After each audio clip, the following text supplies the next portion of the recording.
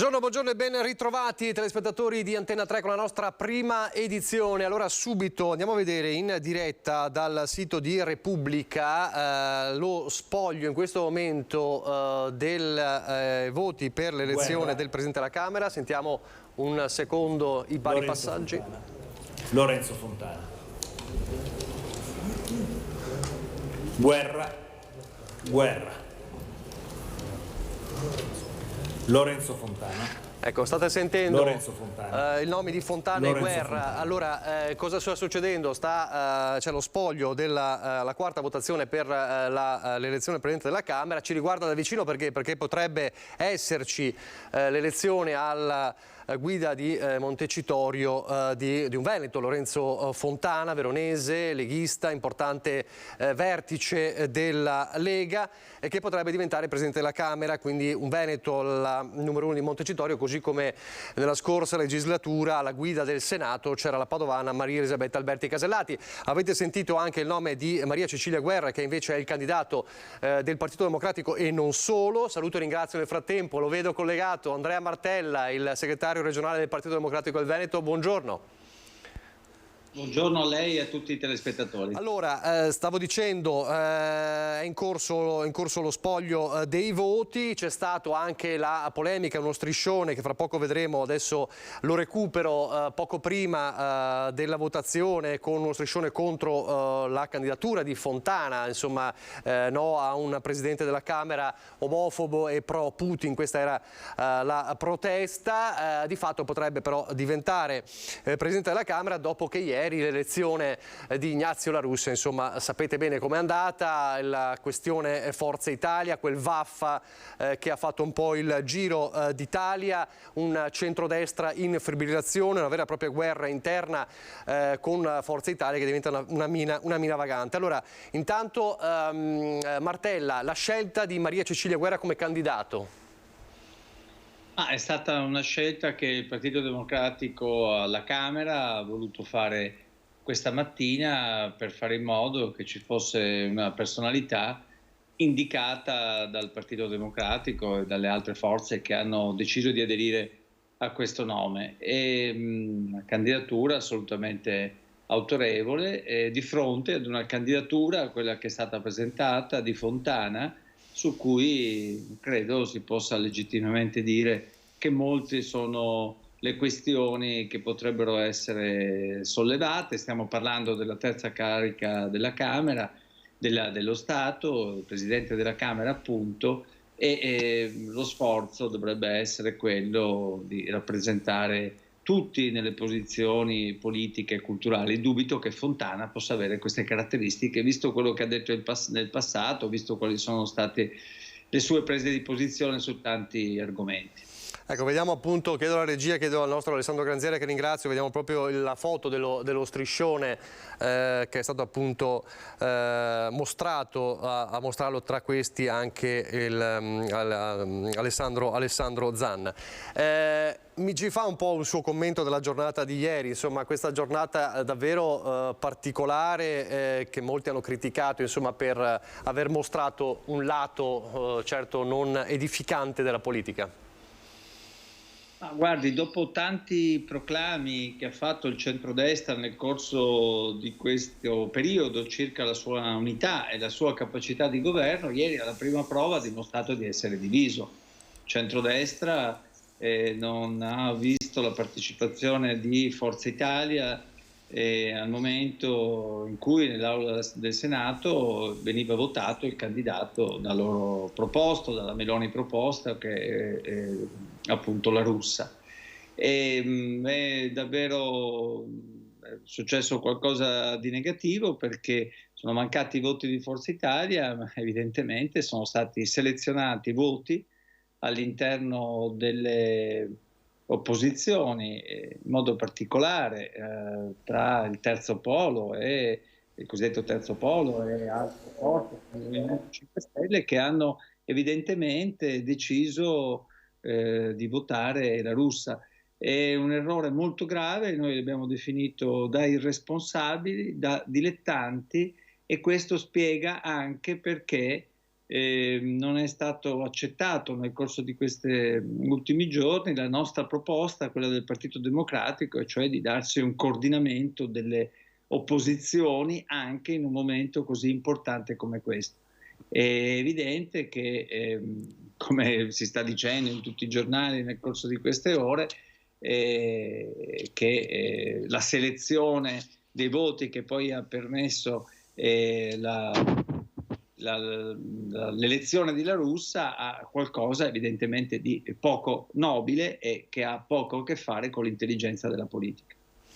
Ecco, le diceva lei, quindi questo coordinamento proposto non c'è ed cosa significa questo anche poi in vista delle decisioni che dovrà prendere il governo, dell'andamento poi del governo in questi mesi difficilissimi per l'Italia? Questo mancato coordinamento cosa potrebbe portare? Ma guardi, è successo nel corso della campagna elettorale che come cosiddetto terzo polo e il Movimento 5 Stelle hanno pensato più di dare addosso al Partito Democratico che alla destra. Poi ci si ritrova all'opposizione insieme e quindi sarebbe opportuno fare un'opposizione dura e intransigente anche con una capacità di coordinamento tra forze politiche che sono diverse ma che si trovano all'opposizione. E questo coordinamento che Letta ha proposto in questi giorni e che sarebbe stato utile poter avere anche al Senato nella giornata di ieri non si è realizzato e questo ha determinato che il Partito Democratico ha votato scheda bianca come avevamo annunciato avremmo fatto e invece altre forze politiche o singoli parlamentari all'interno di quelle forze politiche, del resto non sono io a dirlo, lo ripeto, lo si sta dicendo in tutte queste ore, stanno analizzando il tempo che i senatori hanno trascorso dentro la cabina elettorale, hanno fatto una specie, come dire, di moviola, di VAR, quello che è, ed è evidente che se invece ci fosse stato questo coordinamento sarebbe stato più giusto individuare o una proposta o comportarsi tutti allo stesso modo e coerentemente. Senta, questo è quello che accade a Roma. Questo centrodestra che litiga al suo interno, che riflessi può avere poi qui nel nostro territorio dal suo punto di vista? Guardi, io sono molto preoccupato per la, diciamo, coerenza programmatica e per l'unità di questa coalizione di centrodestra. Vedo che stanno litigando sui ministri e vedo che fanno difficoltà ad avere una presa con quelli che sono i reali problemi del Paese. I reali problemi del Paese sono relativi a una situazione internazionale difficilissima, al caro dell'energia con le conseguenze economiche e sociali che porta, ad una ripresa molto forte dell'inflazione, ad una situazione che riguarda industrie, imprese che si trovano a dover fare i conti con una situazione che rischia di metterli in ginocchio. Un governo dovrebbe affrontare tutto questo, dovrebbe farlo seriamente, con provvedimenti efficaci e noi invece abbiamo il compito di fare un'opposizione che sarà rigorosa e dura e avverrà anche tenendo conto di quelle che sono le istanze del nostro territorio, cioè noi faremo in modo che le istanze del Veneto vengano considerate fino in fondo. Devo dire sono preoccupato perché vedo che si litiga sui ministri, vedo che non si capisce quali siano le idee di fondo che uniscono questa coalizione. Forza Italia ha detto che probabilmente non parteciperà alle consultazioni che farà il Capo dello Stato e quindi diciamo non penso che questo governo avrà una luna di miele, non penso che si troverà in una posizione facile nell'affrontare tutte queste circostanze. Quindi ci muoveremo nell'interesse del Paese, nell'interesse della nostra regione, ma del resto si sta vedendo anche in questi giorni. Faccio l'esempio dell'autonomia. Ecco, stavo per arrivare a questo. Il dibattito si è creato all'interno della Lega, sappiamo tutti quali sono le posizioni su questo tema. Ecco, che effetto le ha fatto vedere l'altra sera Focus, Bitonci dire insomma 23 materie, difficile subito così?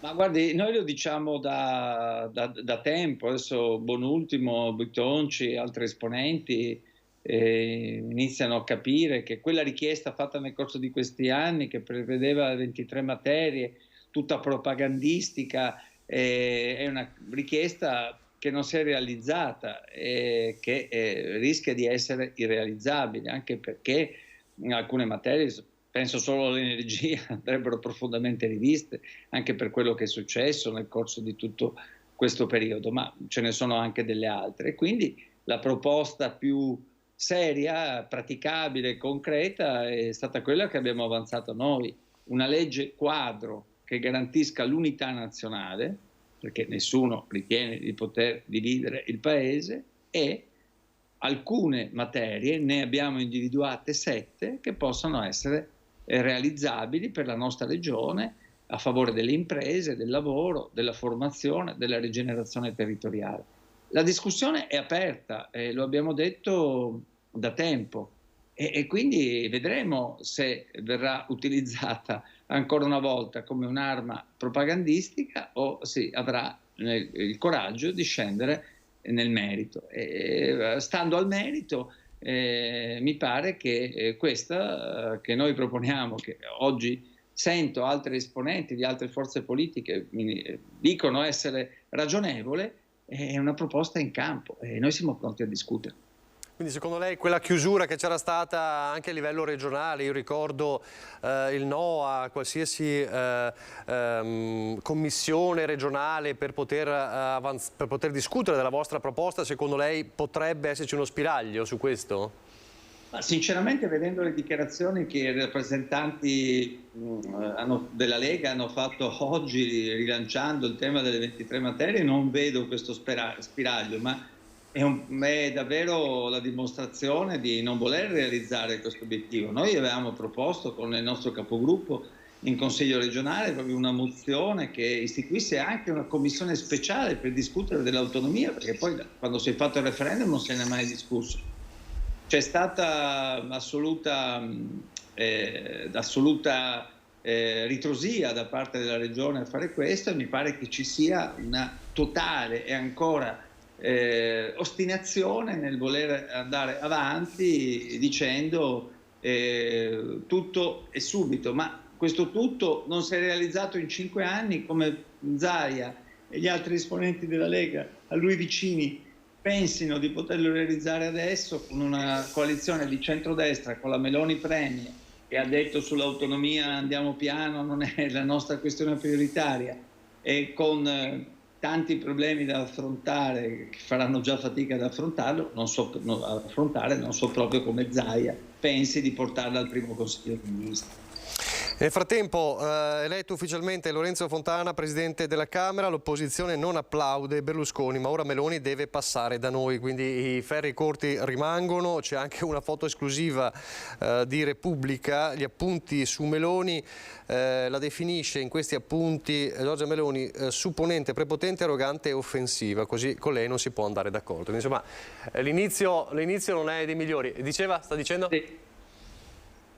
No, ti stavo dicendo che ieri ho visto in Senato, durante la seduta, queste tensioni che erano più che evidenti all'interno del centrodestra e della maggioranza.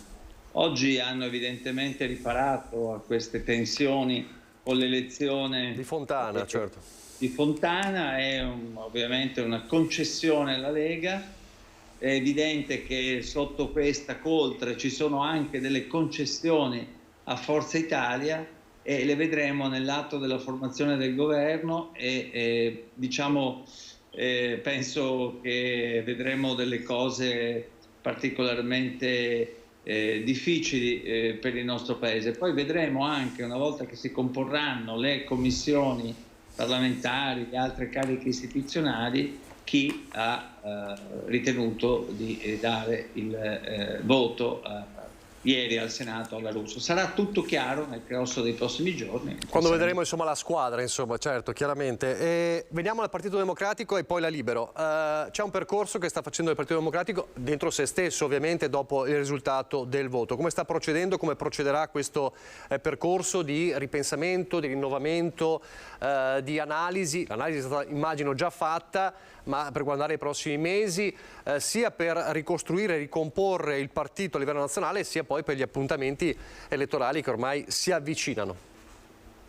Ma guardi, noi abbiamo definito il nostro risultato a livello nazionale insoddisfacente, è pur vero che però a livello veneto abbiamo ottenuto rispetto alle elezioni del 2018 e abbiamo conquistato 160.000 voti in più rispetto alle elezioni regionali del 2020. Questo ci fa dire, essendo noi il secondo partito prima della Lega, che insomma la strada che abbiamo intrapreso, per quanto difficile e lunga, ci possa portare a dei risultati, cioè ad essere la forza che riesce a costruire un'alternativa alle attuali forze di centrodestra in vista delle prossime elezioni regionali. Sappiamo che dovremo passare per due scadenze molto importanti alle quali stiamo lavorando, le amministrative a Vicenza e a Treviso e naturalmente abbiamo individuato anche un percorso di rinnovamento del nostro partito, del suo gruppo dirigente, soprattutto dell'identità del Partito Democratico, di ciò che noi vogliamo rappresentare. Partirà a giorni una fase costituente a livello nazionale, alla quale potranno aderire anche persone che non fanno parte del PD, sia individualmente che collettivamente. Bisognerà far emergere idee, la nostra identità appunto, rispetto solamente dopo questa discussione parleremo di alleanze e in Veneto continueremo questo percorso, anzi in Veneto faremo un appuntamento entro l'anno, credo entro il mese di novembre, che stiamo preparando, che serva per definire l'identità del PD nel Veneto, il PD del Veneto per il Veneto e con il Veneto, come lo vogliamo rappresentare in vista delle prossime scadenze. Quindi entro novembre ci sarà questo momento collettivo, un'assemblea, immagino una cosa così, un'assemblea regionale? Abbiamo fatto in questo periodo vari momenti, come lei può immaginare, di approfondimenti, certo, direzioni, assemblee, e anche coinvolgendo soggetti esterni, e vorremmo raccogliere una serie di contributi in un'assemblea, in un momento regionale, diciamo, verifichiamo quali saranno i tempi del congresso entro novembre o comunque prima di Natale, che ci possa consentire di dare il nostro contributo a questo dibattito nazionale. Ma questo contributo lo daremo se sapremo essere fino in fondo il Partito Democratico del Veneto, con le nostre idee, le nostre istanze e anche la nostra autonomia. Benissimo, grazie allora, grazie Andrea Martella, grazie per essere stato con noi, buon lavoro. Grazie, grazie a voi. Grazie.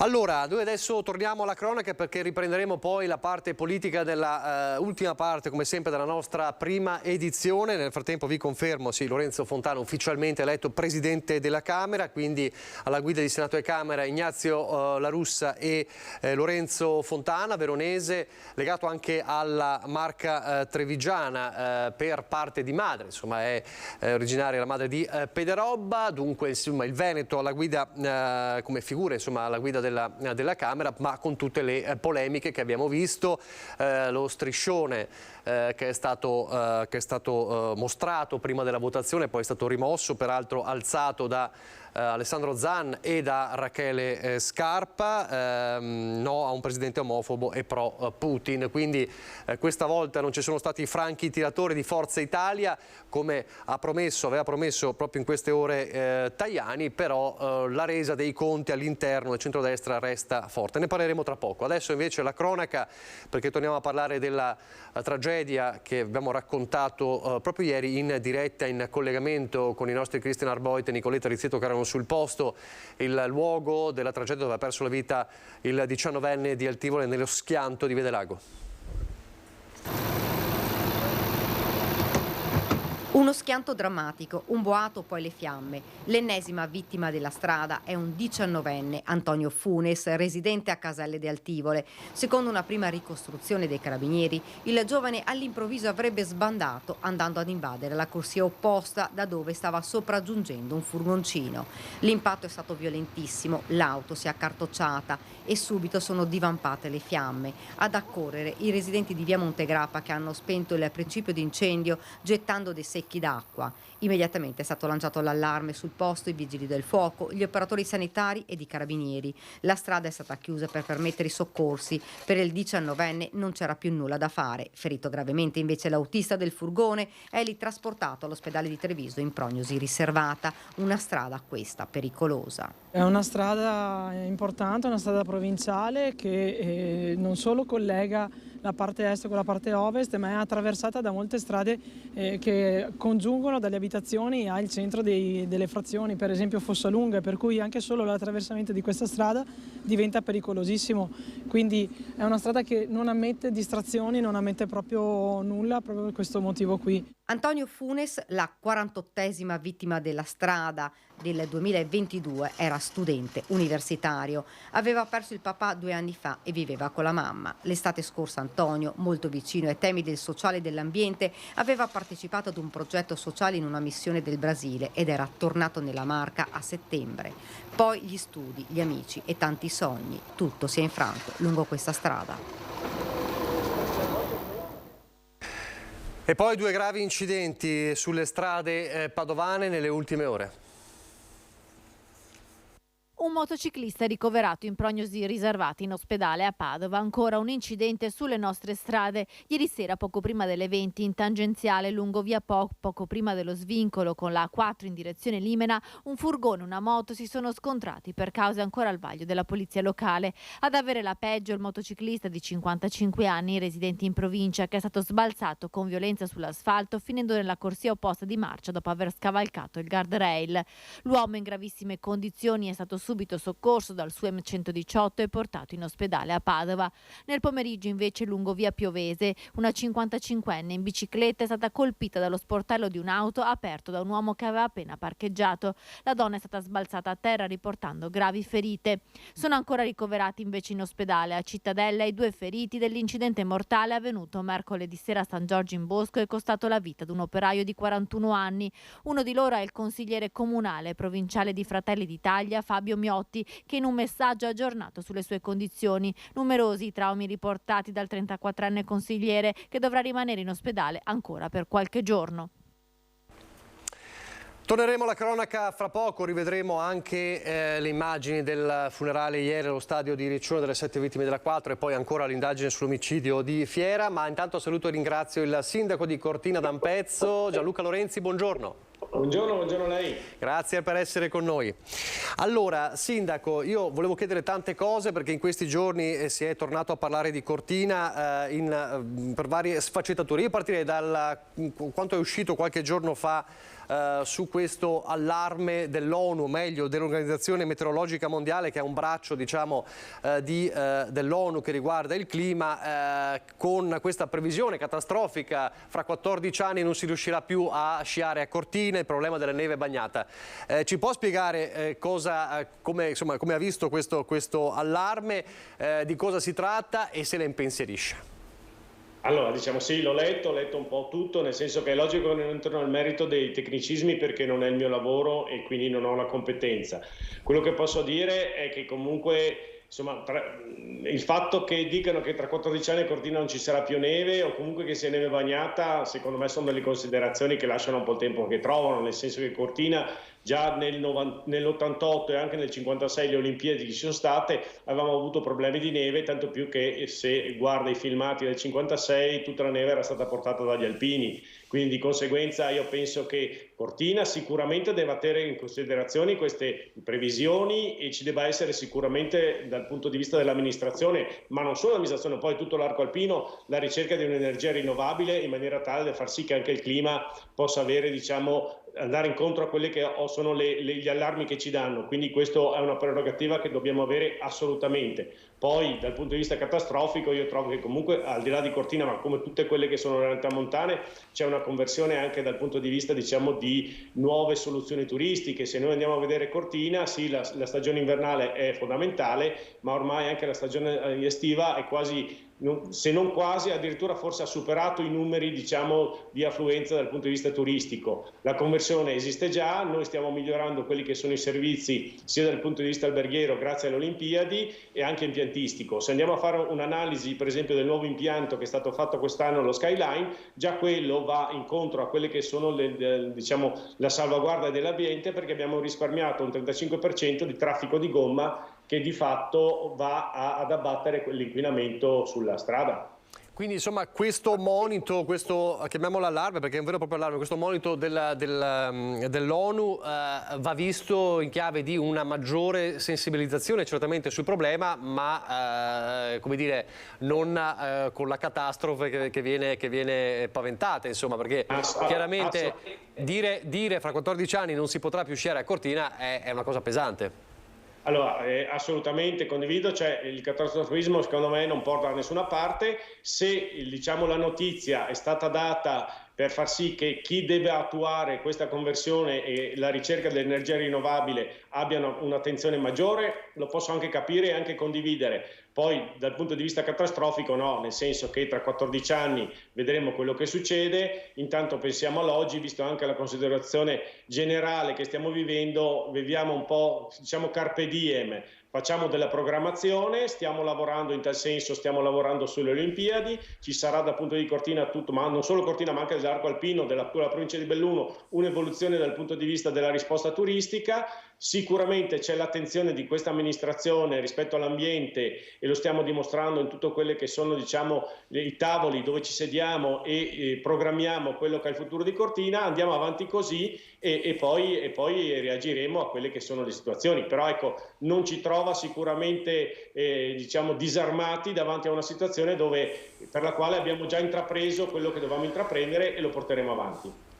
Ha parlato prima delle Olimpiadi, allora altro capitolo che è ormai un refrain, insomma l'odissea, chiamiamola la telenovela, l'odissea della pista da bob e qualche giorno fa, più di qualche giorno fa, le parole, insomma quanto veniva espresso dagli organi del CIO, e cioè la pista di bob non è fondamentale per le Olimpiadi 2026. Apriti cielo, ovviamente si è creato una reazione di tante persone, dei tanti comitati, associazioni, insomma, che non protestano per la realizzazione, diciamo, per la realizzazione della pista da bob, per il rinnovamento della pista di bob.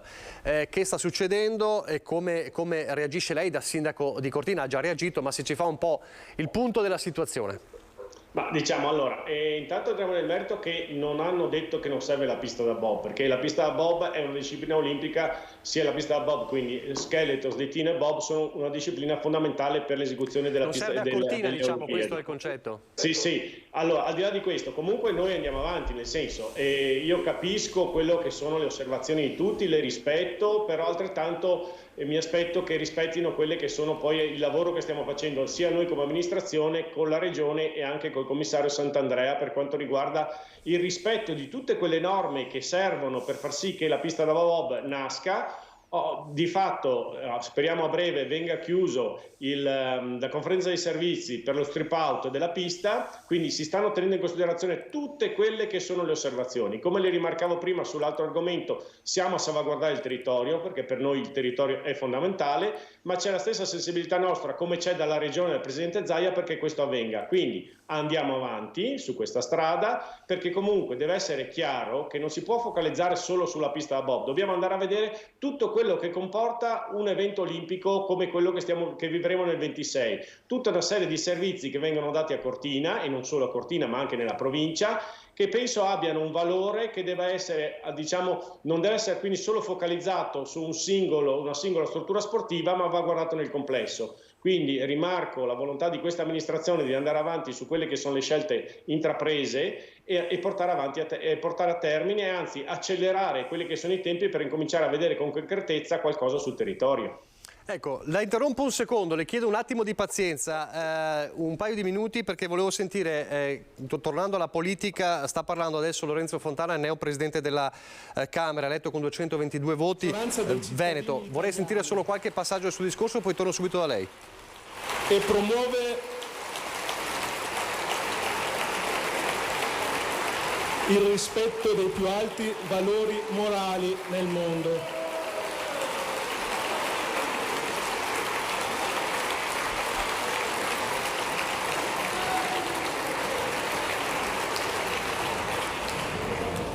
A partire dal rispetto della dignità umana e dei diritti fondamentali umani, e che sta svolgendo un'azione diplomatica a favore della pace senza uguali. Infine permettetemi un ringraziamento personale all'onorevole Umberto Bossi, senza il quale non avrei mai iniziato la mia attività politica, e visto che è anche un nostro collega, lo ringrazio personalmente. Al pari dei miei predecessori sono giunto alla Camera per promuovere il bene comune per i cittadini, esprimendo i valori e gli ideali che orientano le azioni politiche. Il mio impegno sarà di rappresentare e coadiuvare l'azione parlamentare di tutti gli onorevoli deputati, nel rispetto assoluto della parità dei diritti per tutti i deputati della Repubblica, siano essi appartenenti alla maggioranza e all'opposizione. La legislatura che sta iniziando dovrà avere il compito di riaffermare il ruolo centrale del Parlamento, quale luogo delle decisioni politiche. Dopo la parentesi imposta dalle emergenze che hanno attraversato la scorsa legislatura e che purtroppo in parte sono ancora oggi, è necessario che il Parlamento riacquisti la consapevolezza della sua funzione costituzionale, che è primariamente quella della definizione delle regole che impegnano tutti i cittadini. La rinnovata centralità del Parlamento rafforza anche il ruolo della politica e dei rappresentanti del popolo, che hanno appena ricevuto il loro mandato elettorale. In questo rinnovato contesto il ruolo del Presidente è quello di farsi garante del processo dialettico, che deve essere alla base dell'elaborazione delle decisioni pubbliche e che sono tanto migliori se alle stesse hanno contribuito, nel rispetto ovviamente del loro ruolo, anche le forze parlamentari non di governo. La Camera dei Deputati rappresenta le diverse volontà dei cittadini italiani che si sono recati al voto per eleggere i rappresentanti più vicini ai loro parametri valoriali e alle proprie necessità.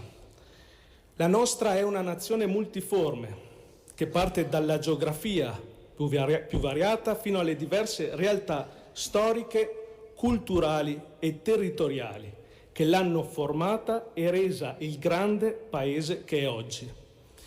La ricchezza dell'Italia risiede proprio nella sua diversità e il compito delle istituzioni italiane è proprio quello di sublimare tale diversità, di valorizzarle anche attraverso le autonomie nelle modalità previste e auspicate dalla Costituzione.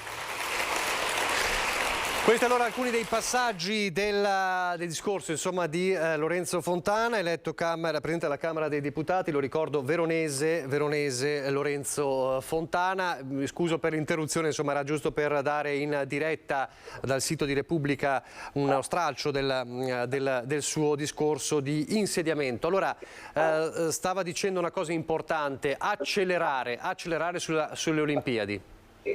Assolutamente sì, è fondamentale accelerare perché alla fine stiamo parlando di 3 anni, 23, 24 e 25, quindi in 3 anni bisogna cominciare a mettere, quindi di conseguenza bisogna far sì che i progetti partano e avere anche l'onestà intellettuale e coscienza di quello che si potrà fare in questi 3 anni, perché i miracoli non riusciamo a farli.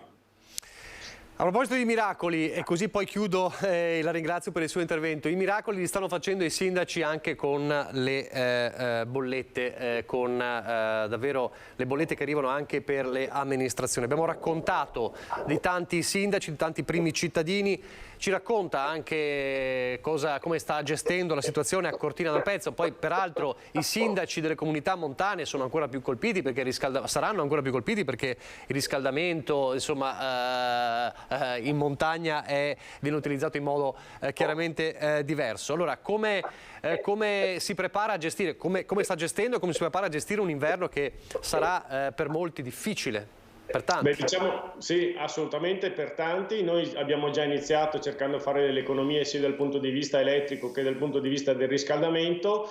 Stiamo facendo un'analisi di quelli che sono i costi delle infrastrutture dell'amministrazione per capire anche all'interno del bilancio quanto andranno a incidere, e stiamo cercando anche di fare delle strategie per poter poi dare eventuali risoluzioni a problematiche che ci si possano, diciamo, presentare da qui a breve. Quindi c'è la massima, diciamo, sensibilità e preoccupazione in tal senso, perché comunque non può essere sottovalutata la cosa, a prescindere da quello che farà il governo. Io poi, al di là di essere l'amministrazione, il sindaco di un paese, sono anche molto preoccupato per i miei cittadini, perché è logico che le amministrazioni non possono arrivare ovunque, quindi hanno il compito di gestire la parte, diciamo, amministrativa di un servizio generale. Però quello che invece mi preoccupa è le realtà di famiglie magari in difficoltà che sicuramente con questi aumenti dell'energia, riscaldamento e elettricità facciano fatica a chiudere il mese, e quindi sicuramente non dormo sonni tranquilli. Però per quanto riguarda l'amministrazione stiamo cercando di mettere in campo tutte quelle risorse che possono aiutare la comunità.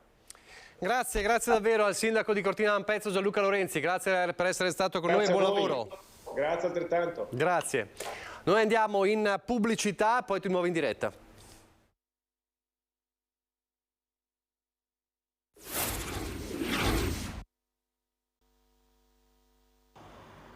Un uomo di 49 anni, vicentino, ieri pomeriggio è stato arrestato dagli agenti della squadra mobile di Vicenza e portato in carcere.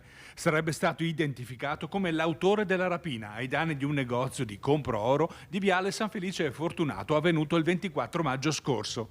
Un'azione fulminea. In quella occasione un uomo con il volto travisato da un casco da motociclista aveva fatto irruzione nell'esercizio pubblico e, brandendo una pistola semiautomatica, aveva minacciato la commessa in lavoro al negozio. Era riuscito quindi ad impossessarsi di alcune decine di grammi d'oro e 700 euro in contanti, guadagnando immediatamente poi la fuga per le vie del centro cittadino, facendo perdere le proprie tracce.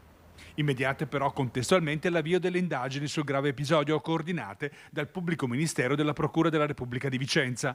La raccolta dei numerosi indizi e la verifica dei necessari riscontri hanno portato via via gli agenti a stringere il cerchio dei possibili indiziati. La stretta finale nell'ultima settimana, quando gli agenti hanno eseguito una serie di perquisizioni nei locali e nei diversi luoghi nella disponibilità del 49enne, che risulta già gravato di numerosi precedenti penali di polizia per reati di varia natura, in particolare contro il patrimonio. Numerosi gli elementi indiziari ritrovati che avrebbero confermato gli agenti di essere sulla pista giusta. In particolare i poliziotti avrebbero rinvenuto il casco indossato per compiere la rapina e immortalato dalle telecamere presenti nel compro-oro. Questo dunque, rieccoci in diretta, una vicenda di Vicenza, l'arresto di questo rapinatore. Torniamo però alla politica, torniamo a sentire dal sito di Repubblica ancora una parte del discorso di Lorenzo Fontana, eletto Presidente della Camera, lo ricordo, il veronese Lorenzo Fontana. Mi metto al servizio del Paese, dell'istituzione che rappresenta, direttamente dei cittadini. Vi ringrazio per l'attenzione che mi avete dedicato e auspico a tutte le deputate e i deputati un buon inizio di legislatura, che sia proficua, efficiente, rispettosa. Grazie. Grazie.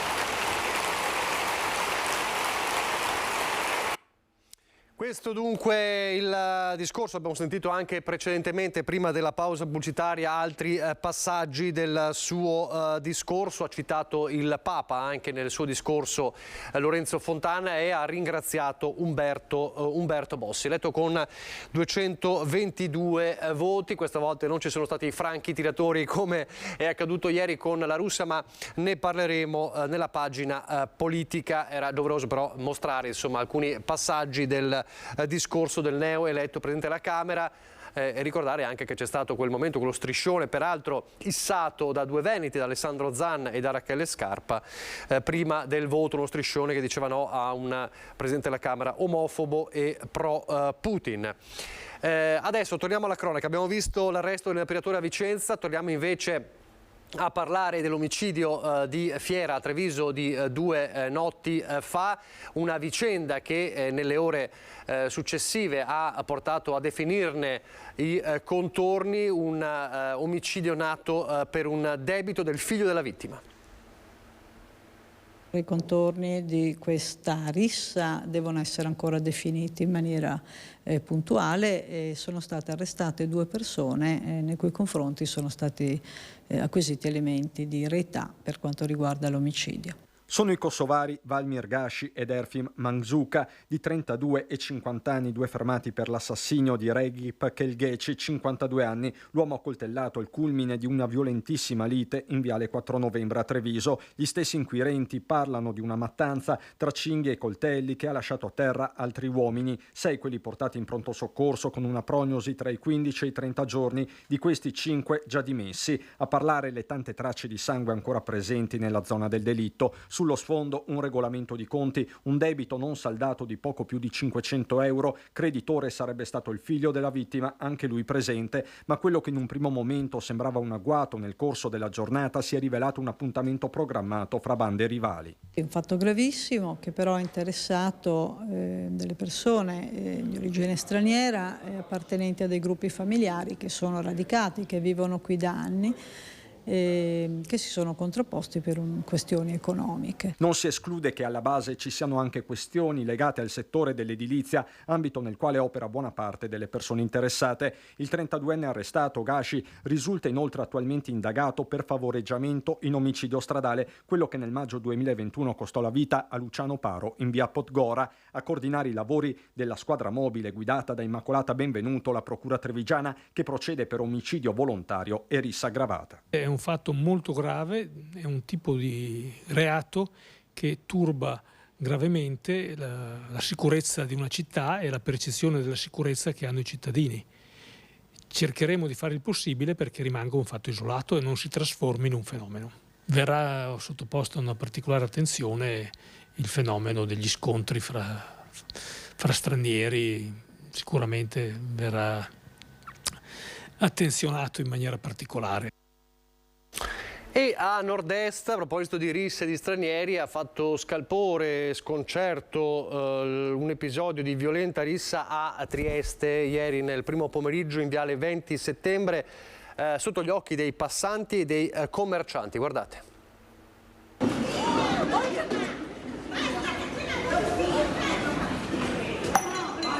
Non solo calci e pugni, ma bicchieri di vetro rotti usati come armi per colpire in testa l'avversario. Scene da Far West in viale 20 settembre. Protagonista un gruppo di pakistani. I giovani, a quanto si apprende richiedenti asilo, erano seduti a un tavolino di una gelateria quando per motivi imprecisati, uno sgarro, un regolamento di conti o una battuta infelice ad una ragazza, si sono scagliati contro un loro connazionale con una violenza inaudita. Nel video, in effetti, si nota come i colpi siano tutti orientati in direzione del ragazzo a cui viene in seguito strappata la maglietta di dosso. La rissa è tutto meno che breve, dura diversi minuti con il gruppo che, visibilmente esausto dalle botte date e ricevute, si sposta all'ingresso del negozio Tiger. Il giovane a torso nudo colpisce il diretto avversario e i due finiscono per rovinare a terra l'ingresso dell'esercizio commerciale. Poi i presenti tentano di dividere i due e il parapiglia iniziale si trasforma in una sorta di mischia rugbistica di sfinimento. C'è pure una giovane che tenta di far desistere i ragazzi ma viene viene allontanata da un membro del clan.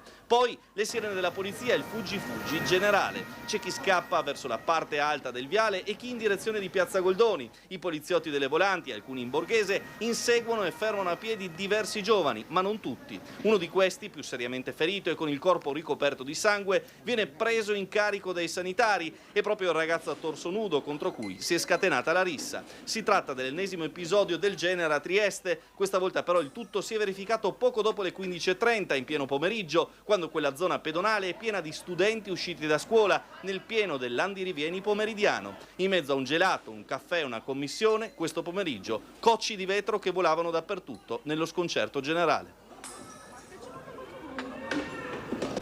Torniamo invece in Veneto e andiamo con un altro episodio a Padova, le auto bruciate alla una professoressa della Arcella, le scritte volgari sui muri. La procura ha indagato una donna per stalking. Non sarebbe stata presa di mira da una baby gang, bensì da una donna, forse per una questione personale, la professoressa della scuola media Briosco dell'Arcella, che in un mese e mezzo ha subito per ben 2 volte l'incendio dell'auto. La procura di Padova, che ha aperto 2 diverse inchieste, ha scritto nel registro degli indagati per stalking una donna. L'ultimo atto intimidatorio rivolto all'insegnante è avvenuto la notte tra domenica e lunedì, quando un botto violento ha fatto bruciare l'auto parcheggiata in via Jacopo della Quercia, nel quartiere Arcella, dove vive con la famiglia.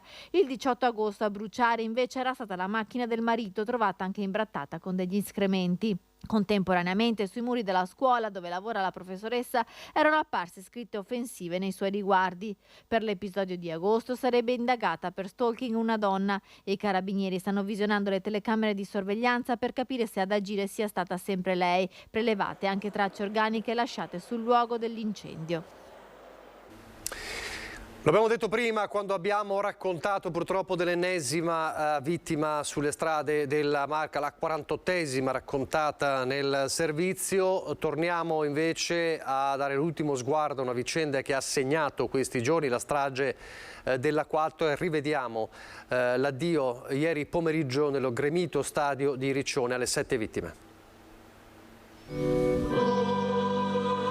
Le 7 bare l'una accanto all'altra, ricoperte da una cascata di fiori e sopra appoggiate le foto di Massimo Pironi, Romina Bannini, Francesca Conti, Rossella De Luca, Maria Luigi, Valentina Ubadi, Alfredo Barbieri. I feretri vicini anche nell'ultimo saluto, come vicine sono state le 7 vittime in quel maledetto viaggio lungo la A4. In migliaia si sono riuniti allo stadio Nicoletti per dire addio all'ex sindaco di Riccione, ai ragazzi e agli educatori del centro 21, per ricordare i loro sorrisi, il loro impegno verso gli altri, ma anche per dire loro grazie, come fatto durante l'omelia dal vescovo di Rimini, Monsignor Francesco Lambiasi. Il primo grazie lo vorrei rivolgere ai nostri indimenticabili fratellini e sorelline, che noi diciamo con parola incespicante scomparsi, perché non li vediamo. Eppure non sono né dispersi né si sono resi latitanti, perché Gesù è risorto e li ha messi in grado di vederci e di ascoltarci. E poi via via un grazie, anzi 7 grazie per ognuna delle vittime ricordate attraverso momenti di vita. E allo stadio Nicoletti ha voluto essere presente anche il sindaco di San Donà, sin da subito vicino alla comunità di Riccione. Noi del Veneto abbiamo avuto la possibilità di conoscere delle vite straordinarie per le esperienze di vita autonoma di persone con disabilità, per la testimonianza di un ex sindaco che ha deciso di interrompere la vita amministrativa e di dedicarsi all'attività di volontariato, insomma tanto che credo proprio ci farà riflettere a lungo e anche poterne trarre esempio. Questo dunque è il servizio di Francesca Bozza con le immagini di Teleromagna e Rimini Today. Ieri l'addio alle 7 vittime. La sanità adesso, perché c'è la nota della Regione con l'inizio della campagna vaccinale anti-influenzale che inizierà in Veneto il 17 ottobre e sarà condotta secondo le indicazioni del Ministero della Salute. La Regione ha messo a disposizione del sistema sanitario 900.000 dosi di vaccino che sarà in distribuzione presso tutte le realtà coinvolte nella campagna. Ambulatori vaccinali delle ULS, medici di medicina generale, pediatri di libera scelta e in alcune farmacie aderenti. Sono anche disponibili 6.000 dosi aumentabili di vaccino in spray nasale per i bambini da 2 a 6 anni, quindi per ovviare alla iniezione. La vaccinazione, come sempre, è facoltativa. Va peraltro tenuto in considerazione, dicono i tecnici della prevenzione, che la vaccinazione è la forma più efficace di prevenzione dell'influenza, anche in considerazione del fatto che nelle precedenti stagioni il virus influenzale ha avuto una bassa circolazione e quest'anno potrebbe trovare una popolazione più suscettibile. La campagna ha inoltre lo scopo di proteggere dalle complicanze i soggetti più fragili, evitare che le persone debbano ricorrere al pronto soccorso, quindi evitare di portare in stress l'attività degli ospedali, supportare la diagnosi con il Covid-19, evitare dunque la confusione con il Covid, dati appunto i sintomi simili tra Covid e influenza. La vaccinazione anti-influenzale, che lo ricordo parte il 17 di ottobre, sarà offerta gratuitamente a persone ad alto rischio di complicanze o ricoveri correlati, soggetti da 60 anni in avanti, addetti ai servizi pubblici di interesse collettivo primario e categorie di lavoratori, personale che è a contatto con animali, donatori di sangue, bambini sani nella fascia di età 6 mesi, 6 anni. Quindi questo è l'avvio della campagna anti-influenzale in Veneto dal 17 di ottobre. E adesso parliamo dell'inverno che è ormai alle porte, lo sappiamo, lo stiamo raccontando da settimane e da mesi, il problema delle bollette, il problema anche del riscaldamento. Non si trova peraltro l'allarme, ormai la legna, non si trova nemmeno il pellet per le stufe per riscaldarsi in modo alternativo. Allora andiamo a Limena, dove c'è una singolare e generosa iniziativa del comune che regalerà 220 quintali di legna da ardere ai cittadini bisognosi. Legna in regalo dal comune. Succede a Limena, alle porte di Padova. Sindaco, vice sindaco e assessore hanno ricevuto 220 quintali di legna da ardere, frutto di una potatura di bosco da parte dell'azienda Ravagnan, sempre limenese. Da qui l'idea del dono. Da giugno, anche prima, che le bollette stanno schizzando alle stelle. Non ha fatto niente nessuno, noi abbiamo tanti cittadini che sono in difficoltà e prevedono di essere in difficoltà per l'inverno.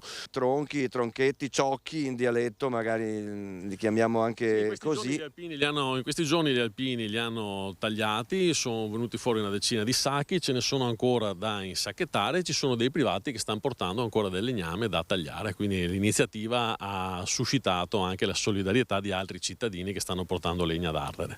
Come sceglierete le famiglie? Perché vuol dire avere o una famosa stua in casa o avere un caminetto, come vi regolerete? E poi insomma guarderete cosa? L'ISEE? No, assolutamente no, questo è un dono per i cittadini limenesi. È ovvio che chi non ha problemi di natura economica o difficoltà, insomma si guarderà bene dal venire a prendersi le 2 cassette di legna per le persone in difficoltà. Chi avrà bisogno della legna del sindaco potrà ritirare non più di 2 cassette, circa 40 kg, il mercoledì e il sabato mattina alla sede Alpini di via Fratelli Cervi. E poi c'è il ritorno ieri in piazza di commercianti, esercenti, semplici cittadini per il rincaro delle bollette. Sventolando bandiera bianca, che non vuol dire che ci arrendiamo, ma bandiera bianca ha tutto un altro significato. È un significato, basta ascoltare la canzone di Battiato, dove dice che una bandiera bianca vuol dire mettersi insieme e ripartire tutti insieme. Non vogliono arrendersi ma lottare. In Piazza dei Signori a fare rumore sono le famiglie e le attività produttive. Antonio è un pensionato, arriva da Torri di Quartesolo. Ho anche una famiglia, ho 5 figli, 5 nipoti, di conseguenza sto lavorando anche per loro. Lo Stato italiano può intervenire, lo può fare. Luigi arriva da Piovene Rocchette, ha un'azienda con 18 dipendenti. In questo momento ho sospeso le linee di produzione perché non posso produrre per i costi energetici e ho iniziato la cassa integrazione già da inizio luglio. Al momento noi attualmente lavoriamo al 20% perché non possiamo produrre con gli impianti. Ci è vietato proprio per un discorso di costo energia. Noi se lavoriamo con le macchine perdiamo soldi tutti i mesi, non guadagniamo nulla, perdiamo soldi.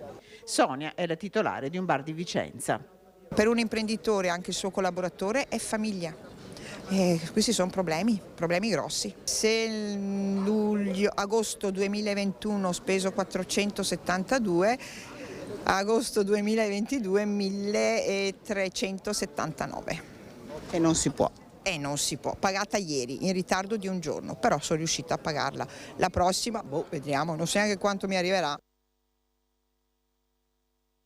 Qualche giorno fa quella circolare della diocesi di Padova che consigliava l'utilizzo di sale e cappelle di zone più piccole, meno grandi per le messe, proprio per evitare di dover riscaldare le messe, di lasciare i fedeli oppure di lasciare i fedeli al freddo per abbassare le temperature.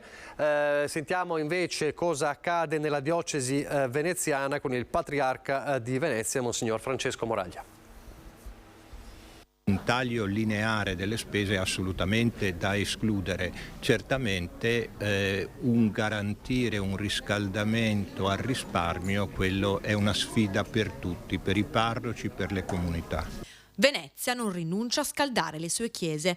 Non saranno quindi solo le preghiere dei fedeli a intiepidire l'atmosfera invernale nelle chiese veneziane. Il riscaldamento rimarrà acceso. Certamente si andrà al risparmio, però pensando che molte volte sono gli anziani e i bambini che frequentano le nostre assemblee liturgiche, quindi persone anche fragili per il tipo di età che stanno attraversando.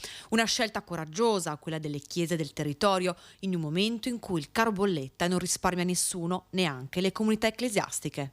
Ci siamo visti proprio questa mattina con i responsabili dei vicariati per cercare di trovare una strada che non aggravi la richiesta alle famiglie che sono già provate ovviamente, ma che cerchi stili di vita anche dal punto di vista pastorale che possano garantire una presenza al risparmio. Ma non solo, nell'agenda delle emergenze il primo appuntamento è riservato alla costituzione di un fondo comune diocesano. Questo fondo comune vorrebbe un po' fare una sorta di perequazione delle spese, degli oneri in questo periodo che speriamo, ma non illudiamoci, riguardi solo l'inverno che abbiamo di fronte, ma il tema grosso della speculazione ci fa capire che forse anche per i prossimi anni avremo difficoltà. A Venezia anche Confesercenti scende in campo con le sue preoccupazioni. Rischiamo la chiusura di molte attività commerciali, oltre che delle imprese in generale. È necessario che il governo intervenga immediatamente, riducendo il costo dell'energia, perché altrimenti le imprese non ce la fanno. Anche Confesercenti esprime forte preoccupazione per le bollette che i commercianti stanno sostenendo, evidenziando come sia fondamentale un intervento immediato del governo. Tempo non ce n'è e si rischia di uccidere il commercio definitivamente. Assuma immediatamente dei provvedimenti che riducono il costo dell'energia per le imprese. I segnali che stiamo ricevendo sono segnali preoccupanti, per cui se non si interviene rischiamo davvero una desertificazione ulteriore delle nostre città. Vanno ridotti i costi dell'energia, continua Franceschi, altrimenti l'alternativa sarà chiudere. Io confido che il nuovo governo sia in una continuità con il governo Draghi e siccome sono certo che la responsabilità del nuovo governo sarà soprattutto legata a un intervento immediato per ridurre il caro bollette, perché ne va la sostenibilità delle imprese ma anche per evitare problemi di ordine sociale in questo Paese, io sono convinto che ci sarà un intervento che potrà dare una speranza e un futuro alle nostre imprese. È inevitabilmente legato anche alla questione energia, il futuro dell'industria dei prossimi mesi. Se ne è parlato proprio a Padova con un convegno di Assindustria. Un'area vasta industriale più grande di quella che già vede unite Padova e Treviso e che si allargherà a Venezia e Rovigo. Un'area vasta che produce PIL per 86 miliardi, ne esporta 32 e che nei primi 6 mesi di quest'anno ha registrato aumenti nella produzione del 12,5% a Venezia, più 8% a Padova, 6 a Rovigo, 4,7 a Treviso rispetto al 2011. Questo nonostante gli shock energetico, dell'inflazione e della guerra. Qual è stata la ricetta? Lavorare, lavorare e lavorare. Questo è il nostro segreto, è quello che sappiamo fare. Teniamo troppo alle nostre aziende, teniamo troppo ai nostri collaboratori e perciò anche adesso dobbiamo andare avanti. Un'area vasta a nord-est che renderà più forti aziende e famiglie per il presidente degli industriali padovani e trevigiani, che aggiunge quella del gas per le imprese è una vera emergenza e lancia una proposta. Lo scenario è uno scenario complicato, il tema energia e gas su tutti sarà la prima assoluta richiesta che viene dal nostro mondo in maniera forte, cioè di mettere mano al tema dell'energia e del gas. Se non viene dall'Europa dobbiamo farlo noi. L'autorisoluzione del gas è un tema, io penso che anche qui noi imprenditori insieme alle amministrazioni vorremmo fare la nostra parte, penso ad esempio alle comunità energetiche che già sono partite come proceduralità bene sia a Treviso che a Padova, stanno partendo anche a Venezia e Rovigo, quindi io penso che ognuno deve fare la sua parte. Una unione di associazioni confindustriali locali che è ben vista anche da Roma. Io credo che quando c'è diversità, se si riesce a metterla a sistema, sia una grande ricchezza, come succede nelle imprese. Quindi credo che darà a questo territorio maggior consapevolezza della ricchezza, del potenziale che ha e probabilmente permetterà di inserire anche una marcia ulteriore per fare quello che facciamo meglio. Ma tra le tante emergenze che purtroppo siamo abituati a fronteggiare ultimamente, ce n'è una che spesso dimentichiamo perché viene sopravanzata dalle bollette, dalla guerra e dalla crisi economica, ed è la situazione della nostra aria. Nel bacino padano è emergenza smog. L'aria è malata, lo dice Legambiente. I dati delle ARPA rilevano che le prime responsabili dell'inquinamento da polvere sono le grandi aziende agricole. Perché sono grandi emettitori di ammoniaca sostanzialmente, che è un precursore del PM10 che si forma in atmosfera a causa in buona parte della gestione delle deiezioni animali e quindi di quel che riguarda, diciamo, quel tipo di agricoltura, ma anche per quanto riguarda i pesticidi.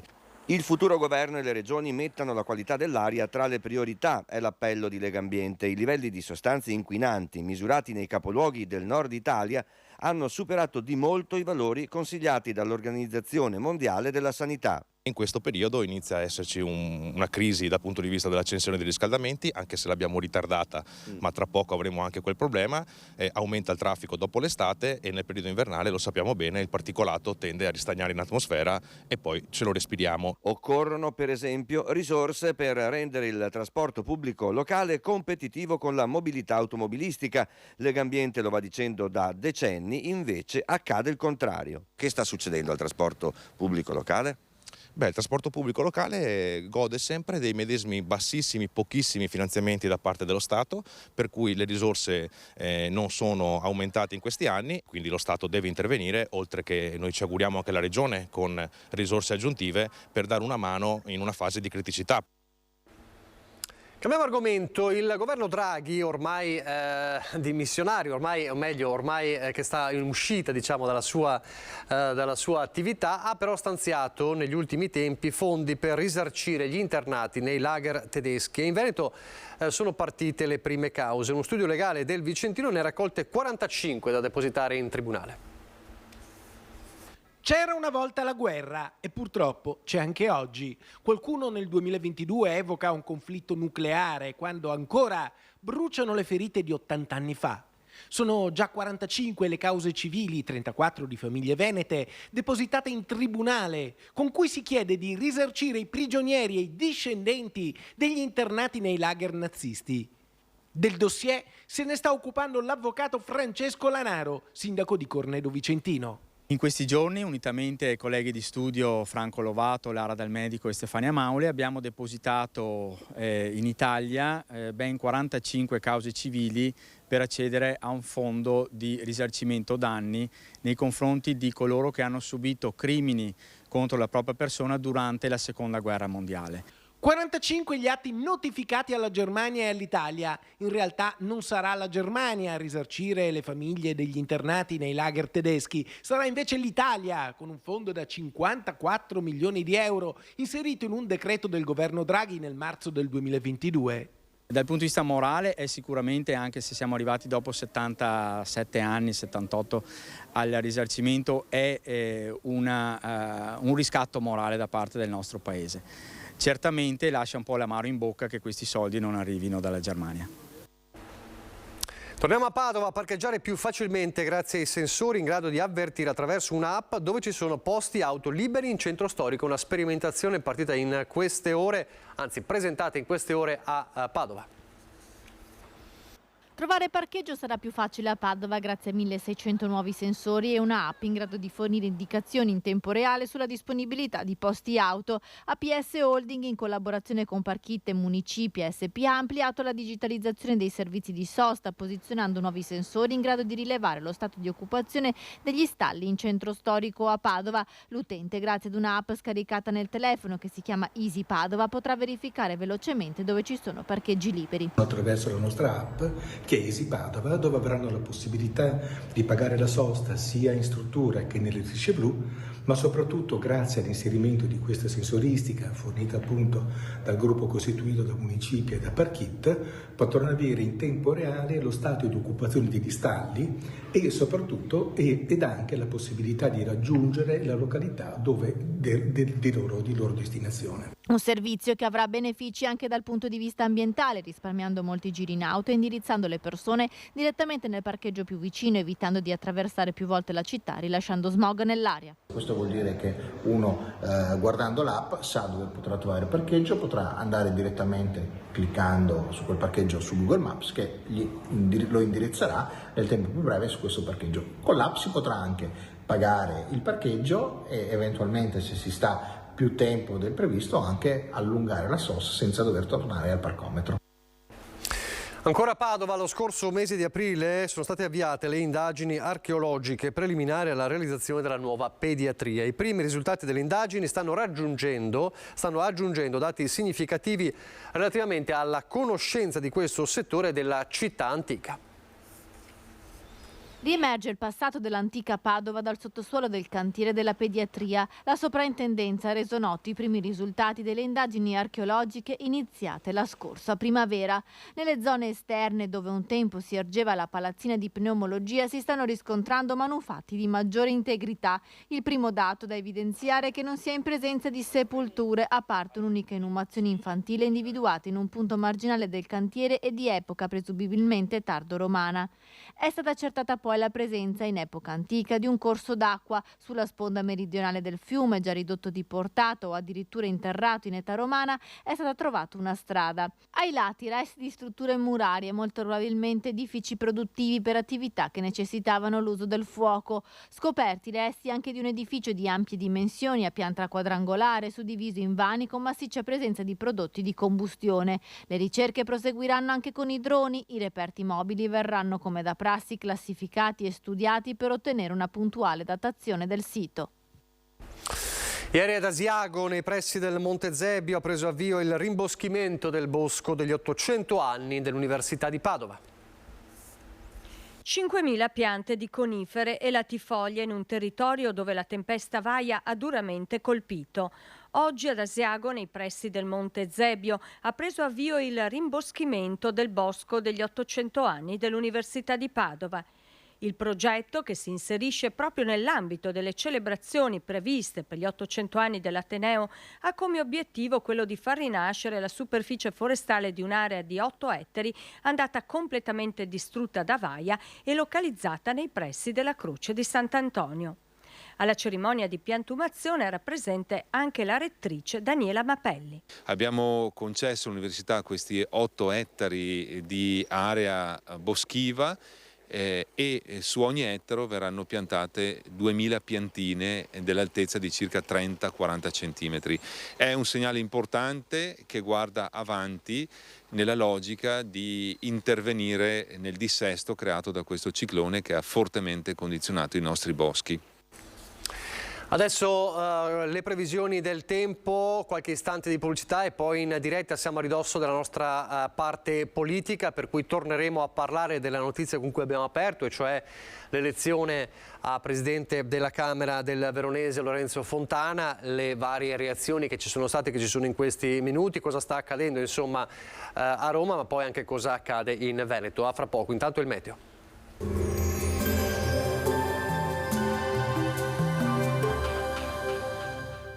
3S Serramenti. interni ed esterni per ristrutturazioni e nuove costruzioni. Bentrovati al meteo. Un campo di alta pressione inizia ad imporsi con maggior vigore sul nostro territorio, dove il tempo sarà buono. Vediamo in dettaglio di venerdì 14 ottobre. Sul Veneto prevale il sole, cielo poco o parzialmente nuvoloso. Sulla pianura e nelle valli prealpine locali nebbie di notte e in dissolvimento di mattina. Temperature stazionarie minime tra 8 e 14 gradi, massime invece comprese tra i 19 e i 23 gradi all'incirca. Spostiamoci ora sul Friuli Venezia Giulia. Anche qui avremo un ampio soleggiamento, cielo sereno o al massimo poco nuvoloso. Non sono attese piogge. Temperature minime sui 10-15 gradi, massime intorno ai 22-23 gradi. Infine diamo uno sguardo alla situazione del Trentino Alto Adige. La giornata inizierà con tempo soleggiato, ma con tendenza ad aumento della nuvolosità e con possibili precipitazioni a nord in serata. Temperature minime intorno ai 9-10 gradi, massime sui 21 all'incirca. Dal meteo di Antena 3 per ora è tutto, arrivederci al prossimo aggiornamento.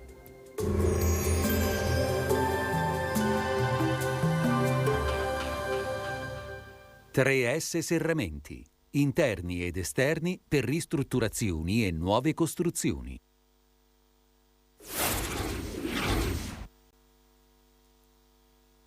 È stata una scelta di natura politica, per cui era opportuna questa mia uscita. Un passo indietro quasi obbligato per garantire la tenuta della maggioranza, quello fatto dall'ormai ex assessore ai lavori pubblici del comune di Castelfranco Roberto Filippetto, che questa mattina ha presentato le dimissioni al sindaco Stefano Marcon.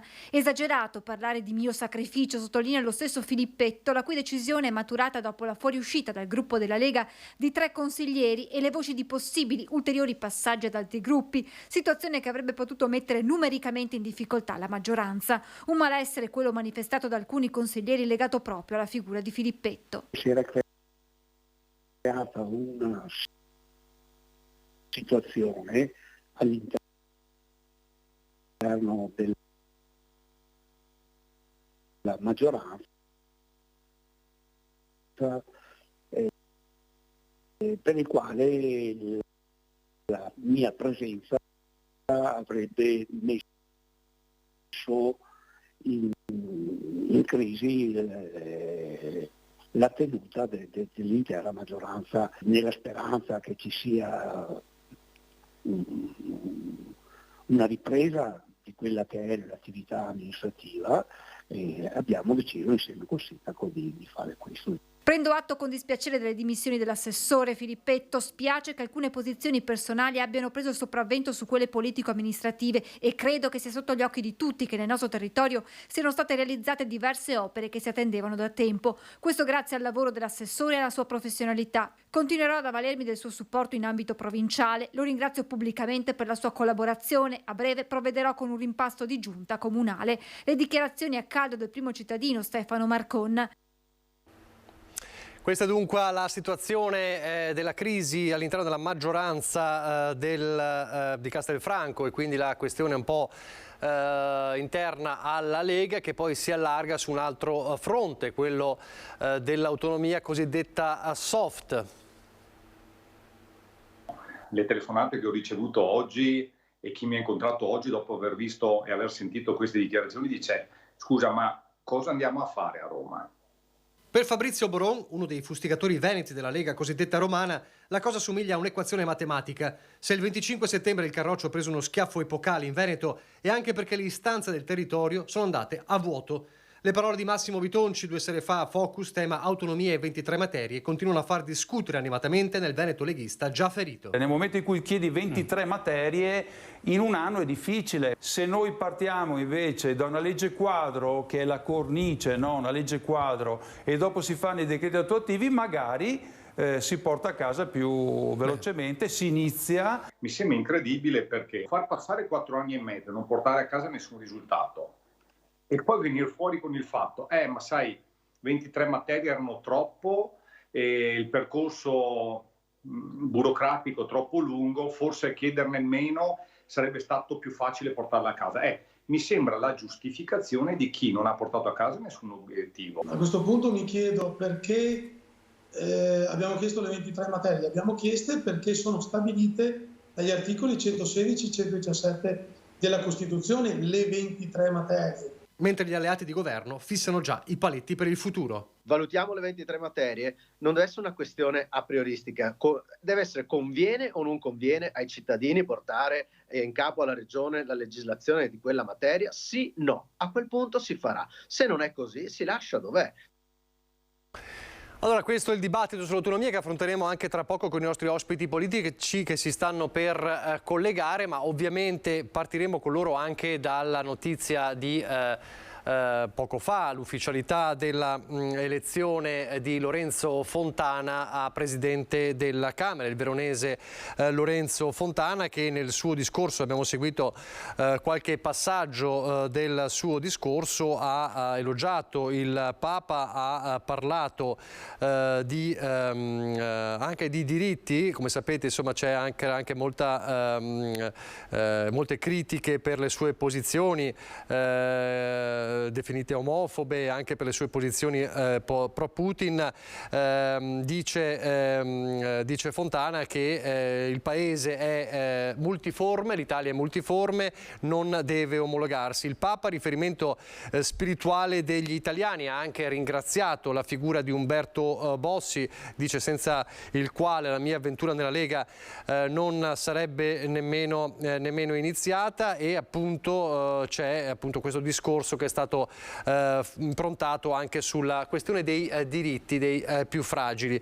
Le prime reazioni che ci sono alle elezioni di Fontana, partiamo da quelle di Arcigay. La possibilità che l'ex ministro Lorenzo Fontana possa essere candidato ed eletto alla presidenza della Camera dei Deputati crea grande sconcerto. Questa era una dichiarazione delle 11:10 di questa mattina, prima che poi ci fosse la proclamazione ufficiale. Vogliamo ricordare, dice Gabriele Piazzoni, che Fontana da ministro ha promosso a Verona nel 2018 una delle più imbarazzanti pagine della recente storia istituzionale italiana, il convegno mondiale della famiglia, un evento che mise il nostro paese sotto la luce negativa dei riflettori internazionali, ospitando e dando la parola a decine di esponenti dei movimenti ultraconservatori, omofobi e misogini.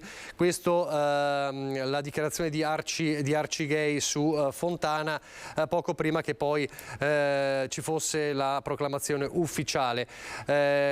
Ricordo, peraltro, abbiamo fatto vedere prima, che a tenere lo striscione contro Fontana prima della votazione c'era anche Alessandro Zan, il promotore del cosiddetto DDL Zan, e Rachele Scarpa, la trevigiana neoeletta Rachele Scarpa. Di tutt'altro parere il governatore Zaia, che lancia questo messaggio: non senza orgoglio per un Veneto sullo scranno più alto di Montecitorio. Faccio i miei complimenti per l'elezione e sinceri auguri di buon lavoro al neo presidente della Camera dei Deputati Lorenzo Fontana, al quale rivolgo subito la completa disponibilità istituzionale della Regione del Veneto a collaborare ovunque possibile in una fase storica difficilissima nella quale fare squadra a ogni livello è fondamentale. Continua Zaia: con l'elezione di Fontana, dopo quella di La Russa al Senato, il Parlamento si avvia ad affrontare molte sfide complesse, a cominciare dalle decisioni da prendere per fronteggiare la crisi derivata appunto alla crisi appunto energetica. Non di meno i due rami del Parlamento saranno anche chiamati a occuparsi concretamente di riforme,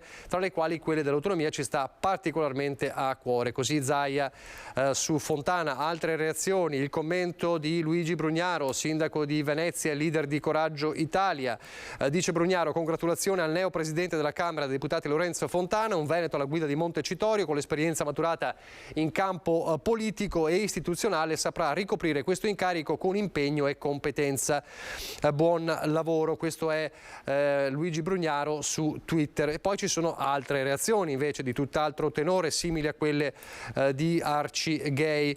Fontana non ha mai fatto mistero di appoggiare il modello familistico della Russia di Putin. Ovviamente c'è preoccupazione perché è ovvio che un presidente che non può rappresentare le istanze della comunità LGBT, che ha sempre osteggiato, ad affermarlo è l'avvocato Vincenzo Miri, presidente della rete Lanford Avvocatura per i diritti LGBT.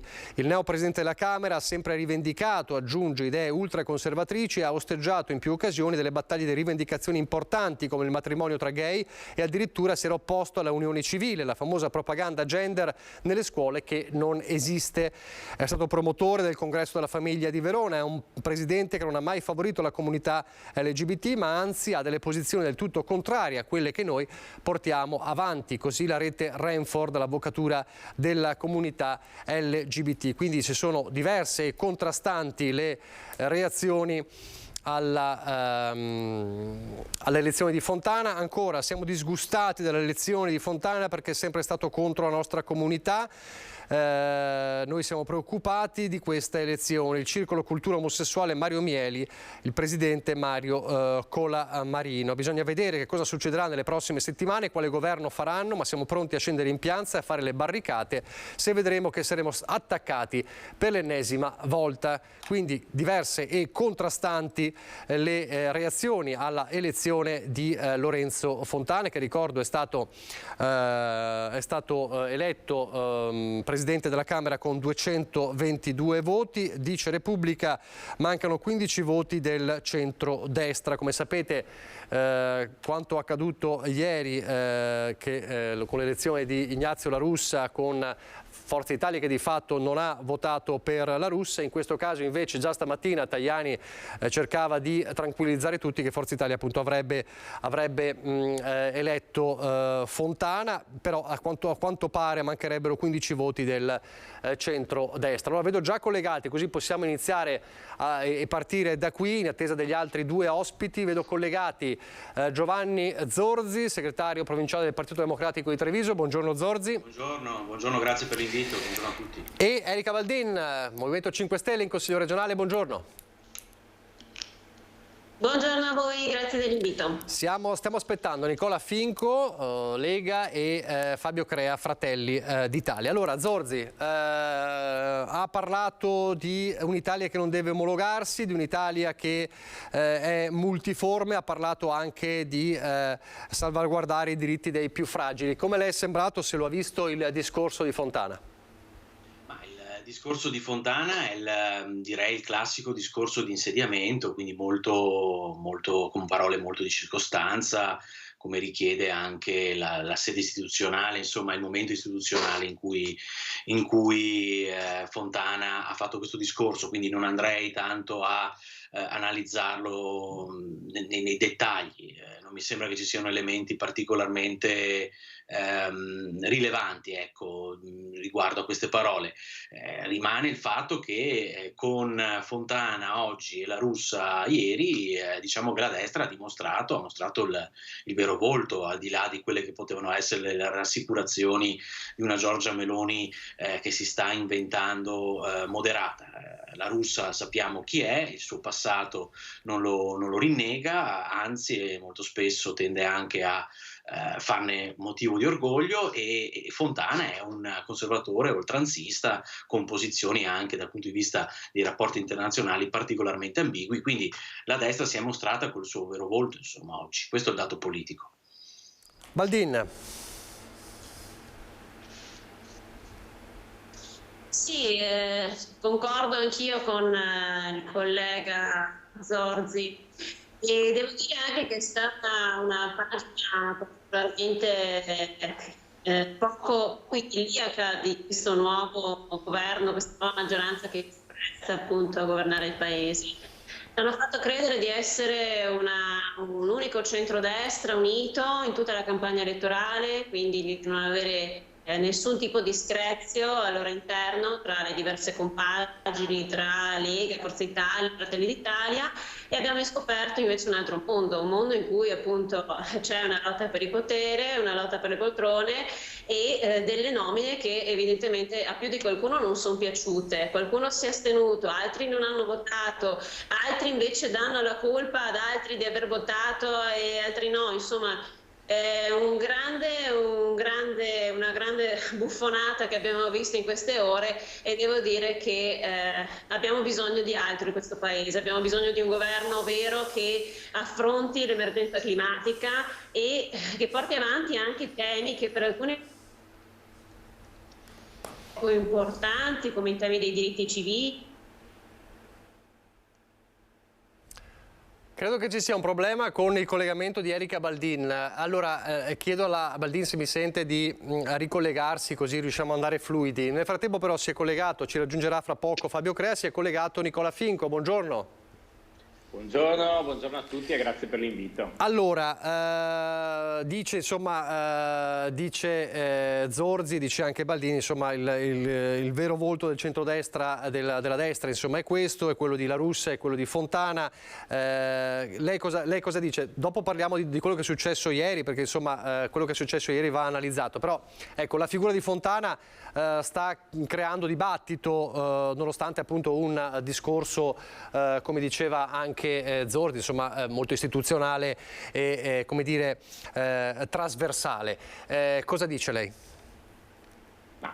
Io direi che non ci trovo niente di strano quando sento discorsi la destra ha mostrato il suo vero volto. E che volto dovrebbe mostrare la destra? Cioè la destra ha una storia che io considero una storia di rispetto, ognuno ha la sua storia personale.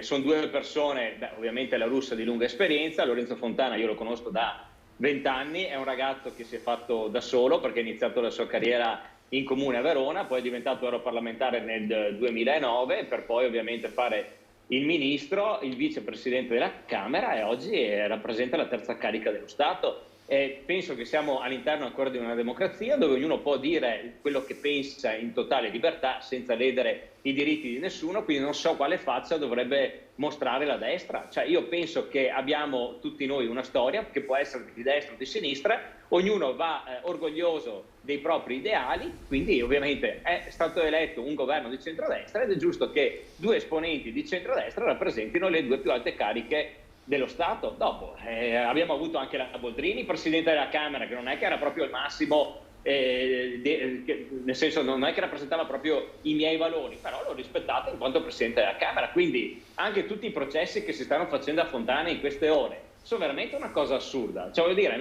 oggi mi sembra che in questo paese uno non può essere libero di dire e pensare quello che ovviamente come vede la politica, come vede il mondo. Lorenzo è una persona sicuramente legata a determinati valori, legati alla cristianità, legati alla famiglia, legati a determinati modelli anche di sviluppo sociale, che sono modelli di rispetto che hanno da sempre caratterizzato anche la storia del nostro paese e della nostra regione. Non so perché uno oggi ha determinati valori, determinati principi e deve essere subito descritto come un omofobo, una persona della destra schifosa, la destra estrema. Ma cioè, penso che, ripeto, siamo un paese libero dove ognuno è libero di manifestare i propri pensieri, possono essere condivisibili oppure meno, ma prima di buttargli addosso le croci, come ho sentito prima da alcune dichiarazioni di organizzazioni LGBT o quant'altro, insomma adesso ovviamente lui ha un ruolo di garanzia e quando uno ha un ruolo di garanzia sa benissimo che ovviamente determinati concetti ovviamente li deve anche sapere anche equilibrare, mettere da parte, perché devi essere il garante di tutti. Però insomma lo vedremo all'opera nei prossimi anni. Comunque, ripeto, ho la fortuna di conoscerlo da tanto tempo e sicuramente Lorenzo Fontana saprà fare un buon lavoro in quanto terzo rappresentante dello Stato. Zorzi, dice Finco, insomma bisogna vedere cosa accadrà, è un ruolo diverso da quello di un soggetto prettamente politico. Lei cosa dice? Io non ho messo in discussione la legittimità dell'elezione alla presidenza della Camera dei Deputati da parte di Lorenzo Fontana. Ho un brutto rimbombo, scusate. Avvertiamo la regia, ecco, l'hanno sentito anche loro, bene. Ecco, perfetto. No, io qua non ho messo in discussione nelle parole che ho detto prima la legittimità dell'elezione e insomma di Lorenzo Fontana, sia chiaro, cioè ognuno è libero, ci mancherebbe. Quello che metto in discussione è il fatto che hanno scelto un profilo, così come La Russa, che rappresenta, diciamo, una sensibilità all'interno del centrodestra che è vicina a posizioni quelle più estreme, tutto qua, ma ripeto, se Finco si trova bene con Fontana, bene per lui, mi auguro che faccia il lavoro che deve fare come terza carica dello Stato, appunto di garanzia, lo valuteremo su quello che farà, così come loro hanno valutato l'operato di Grasso, della Boldrini quando è stato, e avanti così, ma io non credo che di dire qualcosa di assurdo nell'affermare che Lorenzo Fontana nel suo impegno politico ha assunto posizioni che appartengono a appunto posizioni oltranziste. Mi pare che lui stesso le rivendichi, quindi non capisco neanche questa reazione, insomma. Baldin?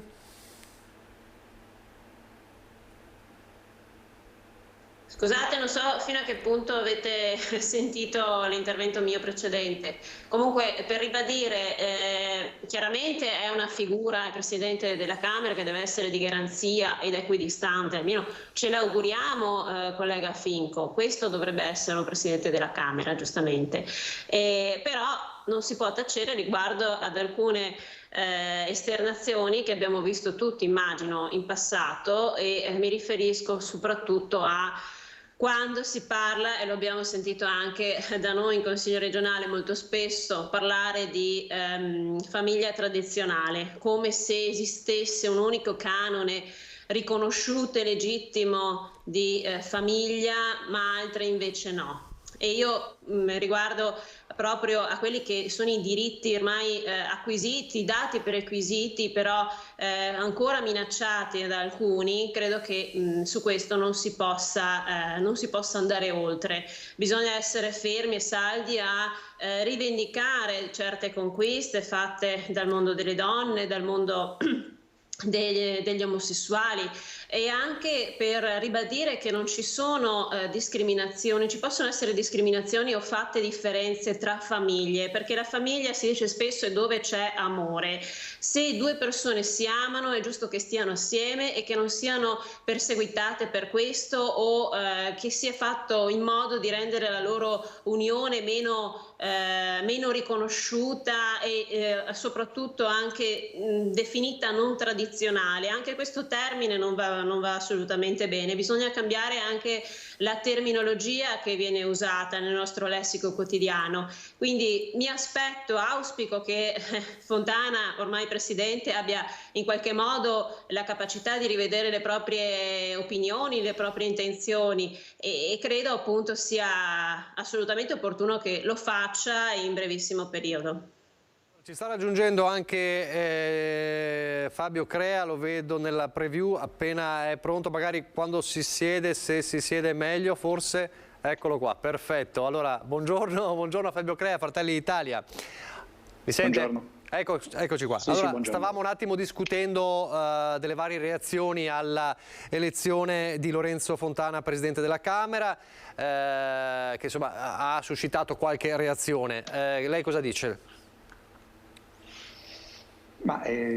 Ritengo che, come è stato fatto ieri per quanto riguarda l'elezione del Presidente del Senato, mi pare che i partiti della maggioranza e ieri anche parte dell'opposizione siano andati su profili diciamo politici, strettamente politici, più che diciamo espressione tradizionalmente più istituzionale. Mi pare che non ci sia nulla di scandaloso. Abbiamo nella storia repubblicana altri esempi di personalità di natura politica, strettamente politica, che hanno presieduto gli emicicli, per cui ritengo che si possa considerare una scelta ben fatta. Ritengo che Fontana abbia dimostrato le sue capacità anche nel corso della precedente attività politica, quindi confido che possano assumere questo mandato in maniera istituzionale e, come è necessario, anche imparziale. Allora, Finco, chiudiamo su Fontana, chiudiamo davvero su Fontana e poi andiamo a quello che è successo ieri. Lei dice in sostanza ha anche esperienza, è stato vicepresidente della Camera, quindi sa anche come muoversi. Sicuramente, come dicevo prima, è una persona che insomma, è giovane perché ha poco più di 40 anni, ma ha una lunga esperienza sia di militanza politica ma anche di politica all'interno delle istituzioni, partendo proprio dal Consiglio Comunale di Verona. Inoltre è una delle persone insomma, che hanno sempre lavorato anche la linea politica del movimento, è una persona che a livello europeo, oltretutto negli anni, ha permesso anche di creare tutta una serie di reporti a livello internazionale, è sicuramente un ragazzo che difende i suoi valori, che sono i valori insomma comuni a gran parte di noi veneti, di noi italiani, e sicuramente, ripeto, saprà fare il Presidente della Camera nel migliore dei modi. Poi ognuno di noi, ripeto, prima la collega Baldin parlava, ma il discorso della famiglia tradizionale, ripeto, qui ci sono concetti politici che possono essere condivisibili oppure no, dipende dai modelli di società che ognuno di noi ha in mente e crede nel futuro. Dopo ovviamente siamo, ripeto, un paese libero, ognuno ha i suoi modelli da seguire, sicuramente per me il modello da seguire è la famiglia tradizionale, per qualcun altro il modello da seguire sarà la famiglia LGBT, non lo so, nel pieno rispetto dei diritti di tutti, ognuno la pensa diversamente e fa come crede. Ecco, leggo sul sito di Repubblica che, facendo un attimo i conti, sull'elezione di Fontana mancherebbero 15 voti del centrodestra. Ne mancavano ben di più ieri per quanto riguarda l'elezione di La Russa, e c'è stato quello che c'è stato. Insomma, abbiamo visto quella vaffa di Berlusconi stizzito. Sempre su Repubblica oggi gira questo, adesso la faccio vedere perché la devo trovare, questa immagine gli appunti di Silvio Berlusconi su Giorgia Meloni, che con una scritta proprio perentoria: il carattere di Meloni, supponente, prepotente, arrogante e offensiva. Allora, vorrei partire proprio dal centrodestra e chiedere a Finco, insomma, come ha letto questa cosa, perché è chiaro che l'impressione è quella di un Forza Italia che oggi, insomma, dice e ha votato, diciamo, per Fontana, almeno secondo le intenzioni, secondo le dichiarazioni di Tajani, come per dire non succederà quello che è successo ieri, ma Berlusconi dice però Giorgia Meloni deve passare da noi, dobbiamo un attimo mettere in chiaro alcune cose. Che impressione ne hai avuto? Ma guardi, adesso io le dinamiche romane di queste ore non da qui, le conosco, l'impressione che vede lei, da qua. Sì, no, è ovvio che all'interno di una coalizione, quando c'è una suddivisione anche di ruoli, ci possono essere dei momenti di tensione, ma questo lo vediamo a Roma, lo vediamo anche a livello locale, nei consigli comunali piuttosto. Guardi, io mi ricordo quando sono stato eletto vicepresidente del Consiglio regionale, e so che non sono stato votato dall'intero gruppo di Fratelli d'Italia perché pretendevano loro il mio ruolo, però vabbè, queste sono dinamiche all'interno di una maggioranza, poi però l'importante è, al di fuori dei ruoli e delle cariche, trovare una quadra e iniziare quanto prima a governare. È ovvio che adesso Berlusconi, ovviamente lui puntava ad avere la presidenza del Senato con qualche suo uomo di fiducia. Non è andata così, insomma, penso che all'interno di una maggioranza si trovano anche equilibri per dare a tutti quanti delle soddisfazioni, che non è una questione di suddividere le careghe, è che ogni componente politica è giusto che sia rappresentata anche nei ruoli chiavi all'interno della Camera del Senato, e quindi sicuramente ci sarà modo di dare soddisfazione anche a Forza Italia. Comunque, da quello che sto vedendo, insomma, il fronte del centrodestra è compatto e mi auguro quanto prima si faccia questo benedetto governo e si inizi a dare qualche risposta concreta al territorio, perché veramente ne ha bisogno. Crea, lei cosa dice? Supponente, arrogante, non si può parlare con lei, dice, scrive Berlusconi su quel foglietto parlando di Giorgia Meloni deve passare da noi, insomma parole abbastanza forti che, insomma, fanno parlare di un centrodestra che parte forse col piede sbagliato. Ma si potrebbe considerare altrettanto arrogante un'affermazione del genere, nel senso che è vero che la politica è l'arte della mediazione e certamente l'arte della sintesi. Credo che però proprio perché si tratta di attività politica istituzionale di un certo rilievo e di una certa importanza, soprattutto in questo periodo, credo che la responsabilità di chi guida la coalizione, chi ha la responsabilità del governo, sia innanzitutto quella di individuare quelle che sono le figure che vengono ritenute più importanti. Non si tratta di veti, ma si tratta di scelte, di persone, di politici, e quindi se il responsabile unico di quello che, se sarà, come è probabile che sia incaricato, sarà Giorgia Meloni, sarà lei la responsabile della squadra e della scelta della squadra. Non ci sono veti nei confronti di partiti politici, c'è evidentemente la scelta delle persone più adeguate, anche perché nel momento in cui si va a comporre la squadra di governo, chiaramente risponde ed è sostenuta anche dalla maggioranza, ovviamente, ma poi c'è una responsabilità di ogni singolo ministro che, come sappiamo, per le nostre norme costituzionali non è più, tra virgolette, gestibile da parte del Presidente del Consiglio, quindi è giusto che il Presidente del Consiglio scelga all'interno della compagine governativa le persone che più ritiene utili, capaci e affidabili soprattutto nella realizzazione del programma del governo e di coalizione. Siete sempre ottimisti sul fatto che Nordio possa essere il prossimo Ministro della Giustizia? Richiamando quello che ho detto prima, credo che sia la persona più indicata e più autorevole per questo ruolo. Perché si è parlato anche di altro, si è parlato di una Forza Italia che vorrebbe la giustizia tra i ministeri, insomma, potrebbe rientrare in un gioco delle parti questo? Ripeto, come ho detto prima, la politica è l'arte della sintesi, della mediazione. Certamente ci sono delle prerogative non soltanto da parte del capo del governo, ma c'è anche, come dire, la legittimità da parte di chi non solo guida la coalizione, ma chi ha un peso all'interno della coalizione più importante rispetto agli altri, secondo i dati numerici scelti dagli elettori, che ovviamente ha non soltanto la responsabilità, ma credo anche sia legittimata ad esprimere le proprie preferenze per quanto riguarda la scelta dei ministeri che ritiene più utile. È successo sempre così, è normale che sia così nell'ambito di una coalizione. Non si tratta di una sopraffazione nei confronti degli altri, si tratta però di rispettare quello che è il dettato elettorale che ha visto Fratelli d'Italia quasi al triplo rispetto agli altri partiti della coalizione.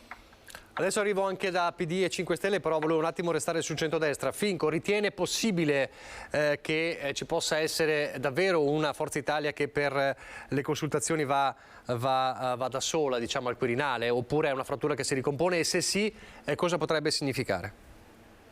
No, assolutamente, insomma, considero la Forza Italia, insomma, un partito della coalizione di centrodestra che sicuramente, insomma, si è presa un impegno anche nei confronti non solamente della coalizione ma anche di cittadini con un programma condiviso, e quindi sarebbe una follia che oggi Forza Italia decidesse di andare per i fatti suoi perché non ha ottenuto un posto da qualche parte. Quindi guardi, secondo me questo è un problema che nemmeno si pone. È ovvio, ripeto, che ci siano delle tensioni all'interno della maggioranza in questi momenti, ma sono sicuro, insomma, visto che i tre leader sono tre persone intelligenti, troveranno una quadra e, ripeto, quanto prima presenteranno una squadra di governo all'altezza di questo Paese e finalmente un governo politico, perché, guardi, uno dei passaggi fondamentali che sono stati fatti oggi alla Camera dal neopresidente, ma che anche ieri sono stati fatti dalla Russa, è sull'importanza dell'organo parlamentare, perché negli ultimi anni con decreti legge, con governi tecnici, cioè il Parlamento, le due Camere sono state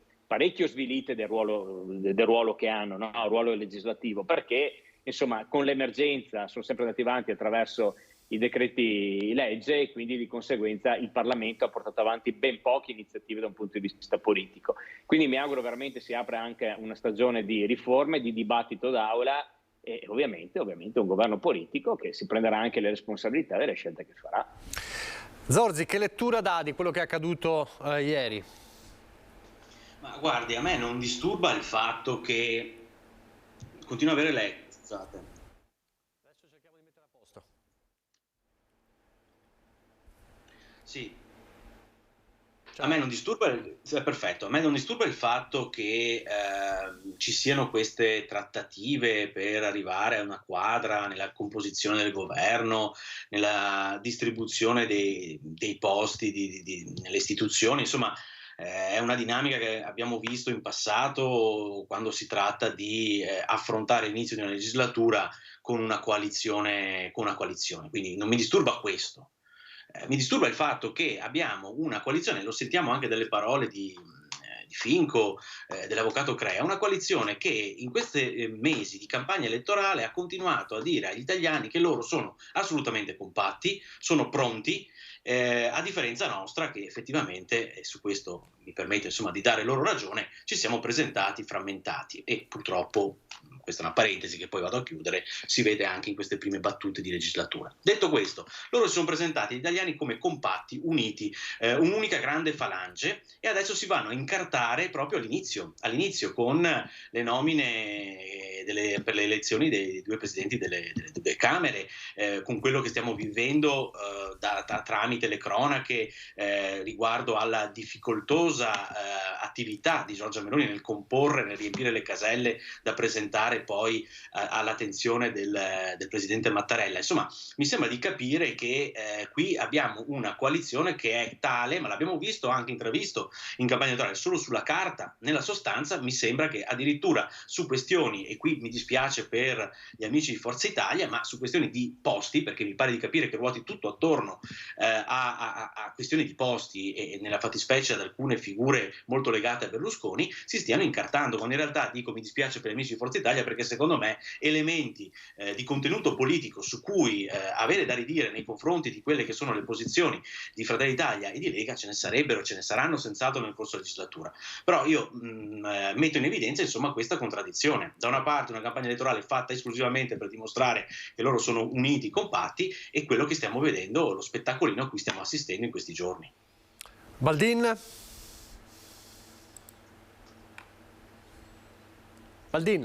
eccoci qua. Non sentiamo l'audio, eccola qua, perfetto. Stavo dicendo, al netto del fatto che la campagna elettorale è terminata e anche le nomine di Camera e Senato per quanto riguarda la presidenza sono state fatte, e credo che questo non sia il tema principale che interessa agli italiani. Interessa agli italiani capire come passare quest'inverno, come questo nuovo governo che arriverà, e spero veramente che sia formato da persone competenti, al di là dell'appartenenza politica, della vicinanza a certi personaggi politici, può e sappia affrontare una crisi energetica come non l'abbiamo mai vista, perché chiaramente il periodo è difficilissimo per tutti e chiunque vada a governare il paese in questo momento sicuramente avrà delle forti ripercussioni di stabilità, e non è sicuramente facile capire meglio come affrontare la situazione. Però, ritornando alla discussione precedente, se questi ministri futuri che ci saranno di qui a poco devono essere tutti politici, io dico una cosa: non è necessario, non è indispensabile che siano tutti politici, perché ci possono anche essere dei tecnici molto preparati o anche politici tecnici preparati. Quindi io auspico che ci siano delle persone davvero competenti, perché affrontare quello che avremo davanti i prossimi mesi non sarà facile, anzi avrà bisogno veramente di cervelli pensanti di altissimo livello e di altissima qualità. Quindi una figura, diciamo, se vogliamo, politica ci sarà, e sarà espressione della Presidenza del Consiglio dei Ministri, e sotto di essa vi deve essere una serie di ministri preparati, competenti ad affrontare le sfide che abbiamo davanti.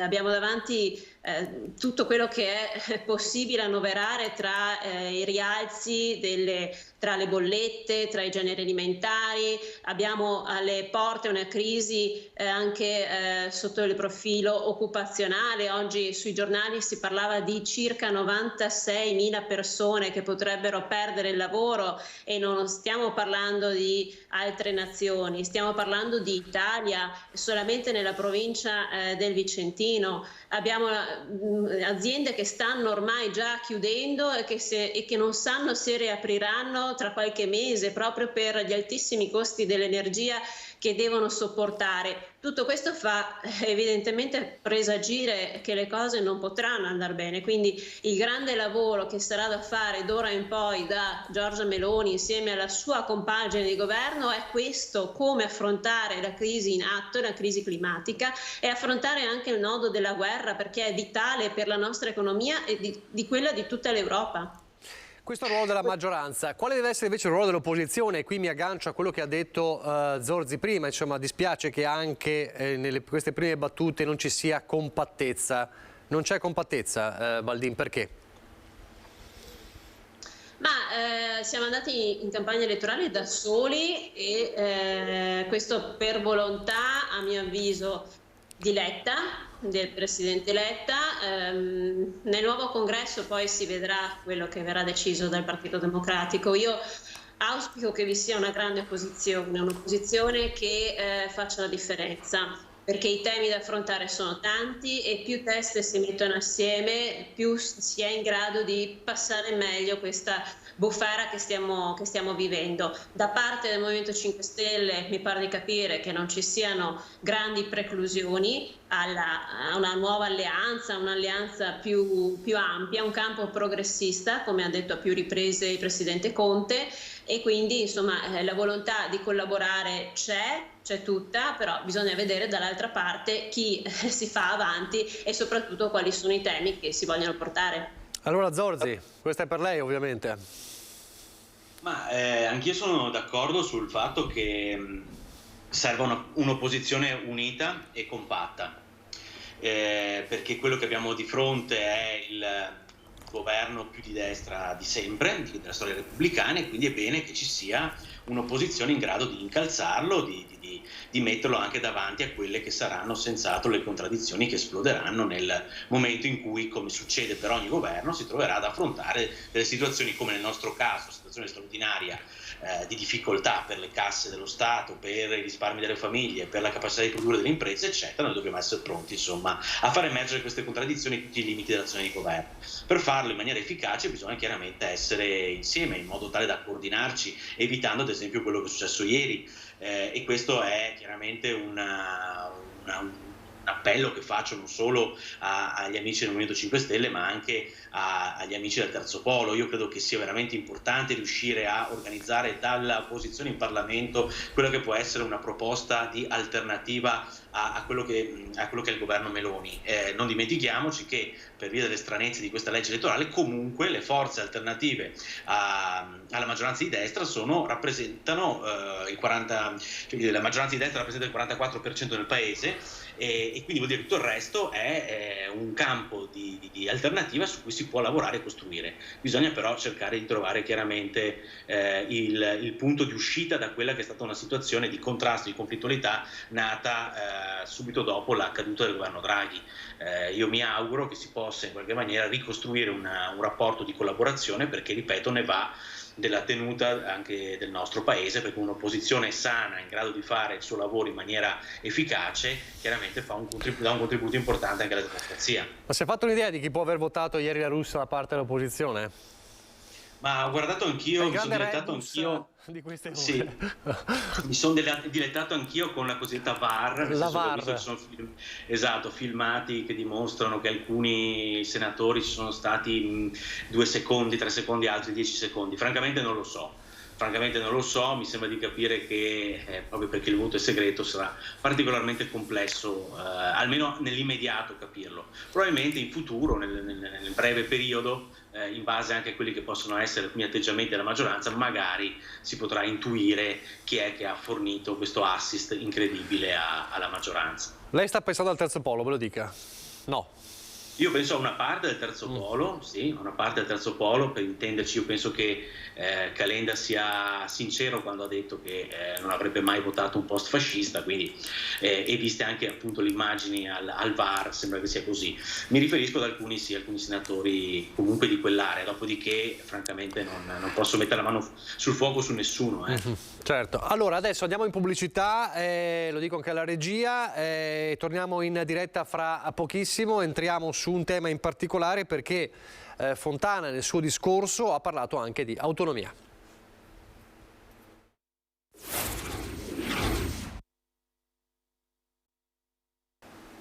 Rieccoci in diretta all'ultima parte della nostra prima edizione. Allora, stavamo parlando di quanto sta accadendo a Roma, ma chiaramente c'è anche l'autonomia in primo piano, perché tra le parole di Fontana c'è stato anche un richiamo all'autonomia dice una nota di Zaia: ho ascoltato con attenzione il discorso di insediamento del Presidente della Camera dei Deputati Lorenzo Fontana e devo dire che è partito con il piede giusto sul fronte dell'autonomia, citando il Presidente Mattarella e anche quella che è una riforma prevista dalla Costituzione, non un atto sovversivo come qualcuno si ostina ancora a descrivere, così Zaia. Nel frattempo arrivano le congratulazioni ufficiali della Premier in pectore Giorgia Meloni, che dice: congratulazioni e auguri di buon lavoro al neo Presidente della Camera dei Deputati Lorenzo Fontana. Fratelli d'Italia lo ha votato convintamente e siamo certi che saprà ricoprire questo ruolo così prestigioso con senso delle istituzioni, equilibrio e imparzialità.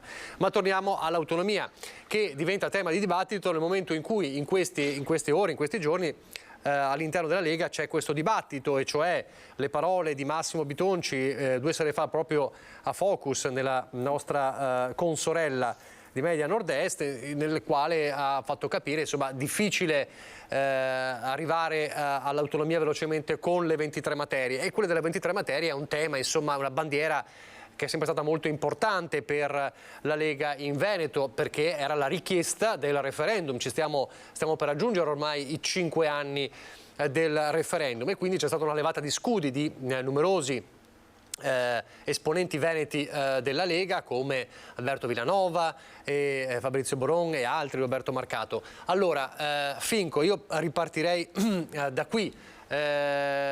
23 materie, oppure ha ragione Bitonci che bisogna partire gradualmente?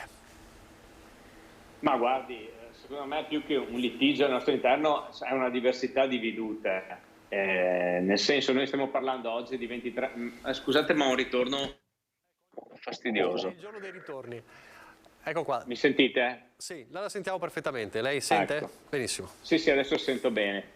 No, le dicevo, le 23 materie sicuramente adesso sono oggetto di dibattito, vedo in TV, sui giornali, perché noi nell'ultimo periodo vedo che siamo bravi a fare polemiche pubblicamente, però al di là di questo io faccio anche un ragionamento pragmatico, no? Allora, il Presidente giustamente 5 anni fa, quando ha deciso ovviamente di fare questo benedetto referendum, è ovvio che noi il percorso che abbiamo iniziato è un percorso costituzionale che richiede 23 materie, ed è ovvio che quando devi andare in trattativa con lo Stato non puoi chiedere 4 materie, perché sennò non te ne danno neanche mezza. Quindi oggi la Costituzione prevede le 23 materie e noi giustamente abbiamo fatto un referendum su quelle 23 materie.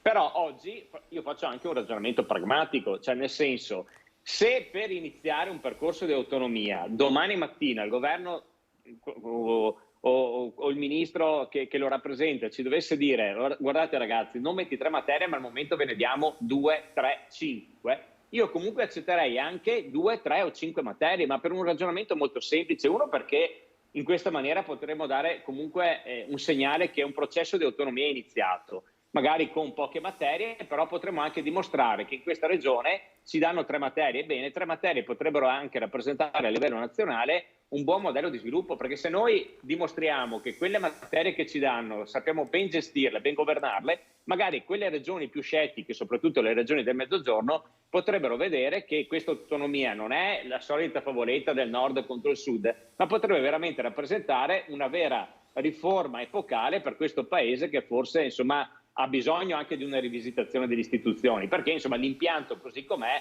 ha dimostrato negli anni di essere un impianto parecchio fallimentare. Quindi dico, iniziamo un percorso da qualche parte, anche perché comunque dopo dobbiamo rodare anche la macchina amministrativa a livello regionale. Dopo, guardi, io seguo sempre con passione, no, il dibattito che fanno soprattutto in Alto Adige, che hanno un'autonomia completamente diversa, okay, anche rispetto a quella che noi chiediamo. Però loro anche adesso hanno fatto una campagna elettorale dove hanno detto, prima di tutto, difesa dell'autonomia, quindi di quello che abbiamo, e 2, chiediamo ulteriori e maggiori competenze. Quindi il percorso autonomista non è che inizia a 23 materie, finito. Cioè è un percorso che può iniziare magari con alcune materie e poi anno dopo anno, con una serie di trattative, e ripeto, e anche con il rodaggio della macchina pubblica, puoi comunque incrementare e dimostrare all'intero paese che l'autonomia fa bene. Però io dico, a un certo punto dobbiamo pure iniziare da qualche parte, perché se le 23 materie non ce le danno 2, vabbè, partiamo dalle 2, se no in questo paese non si partirà mai, perché vediamo che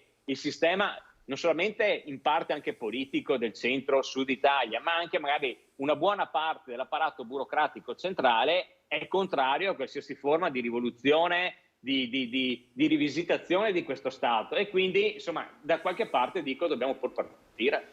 Quindi lei sposa, diciamo, la linea pragmatica di Bitonci, diciamo, ha ragione a essere così pragmatico? E chi dice invece... Ma guardi, sì, dica. io non sposo le cause dell'una o dell'altra parte, perché guardi, io questo ragionamento lo faccio da tempo e dico, se dopo 5 anni il governo non ci ha ancora concesso nulla, allora dico, se domani mattina il governo ci dà le 23 materie, io sono felicissimo, le portiamo a casa ed è finita. Ma siccome conoscendo l'ambiente anche romano e l'apparato burocratico non la vedo proprio una passeggiata, dico, se c'è comunque la possibilità di iniziare da qualche forma di autonomia con 2, 3, 5, 10 materie, quelle che ci vorranno concedere, partiamo da queste. Dopo ripeto, abbiamo fatto bene noi a chiedere 23 materie, altrimenti se ne chiedevamo 4, in questo paese non si iniziava nemmeno il dibattito sull'autonomia. E quindi voglio dire, da qualche parte bisogna pure iniziare, no?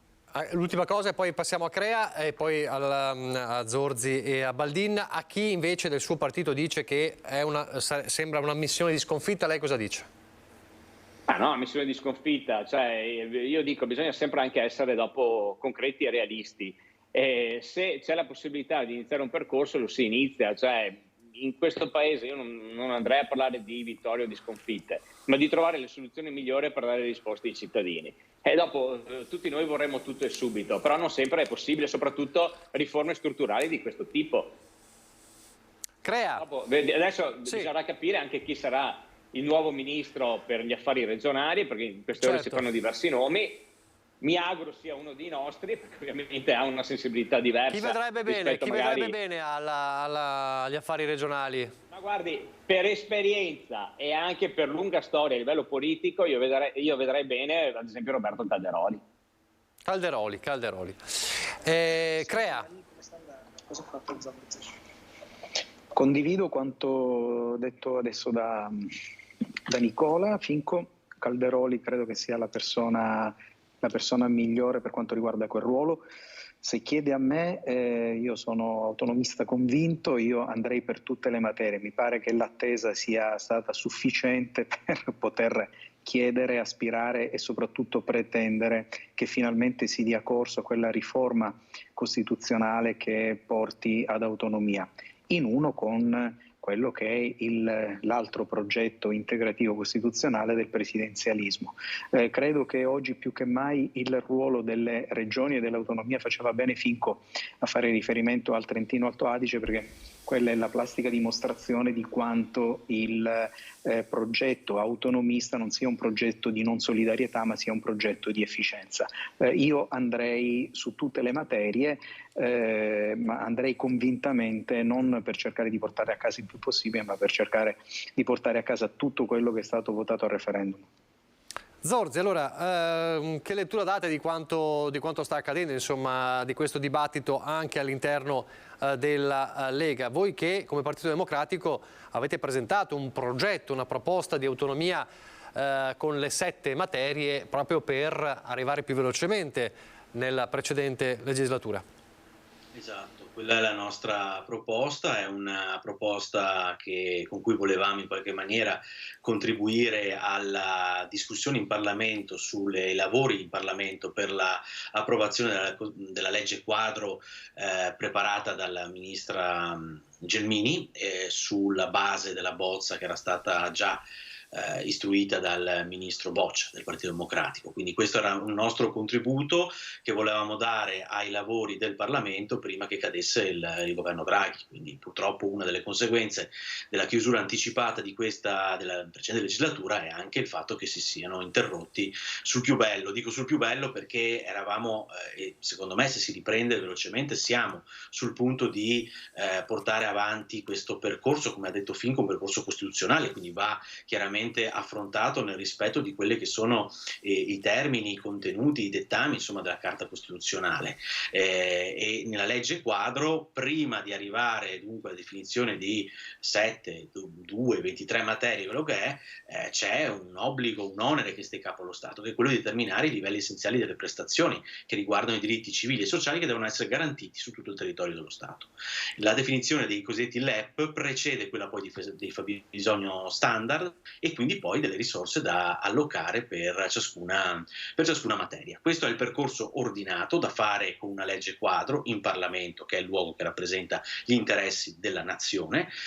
Utilizzo nazione visto che è un termine che è stato riportato di moda da Giorgia Meloni, quindi penso che insomma possa apprezzare questo, ma è giusto che sia così. Gli interessi del Paese vanno affrontati nel luogo del Parlamento. È un percorso che va fatto se vogliamo poi che il decentramento amministrativo previsto dall'autonomia differenziata avvenga nel migliore dei modi, quindi combinando efficienza, come diceva l'avvocato Crea, e la coesione territoriale, perché attenzione anche a questo.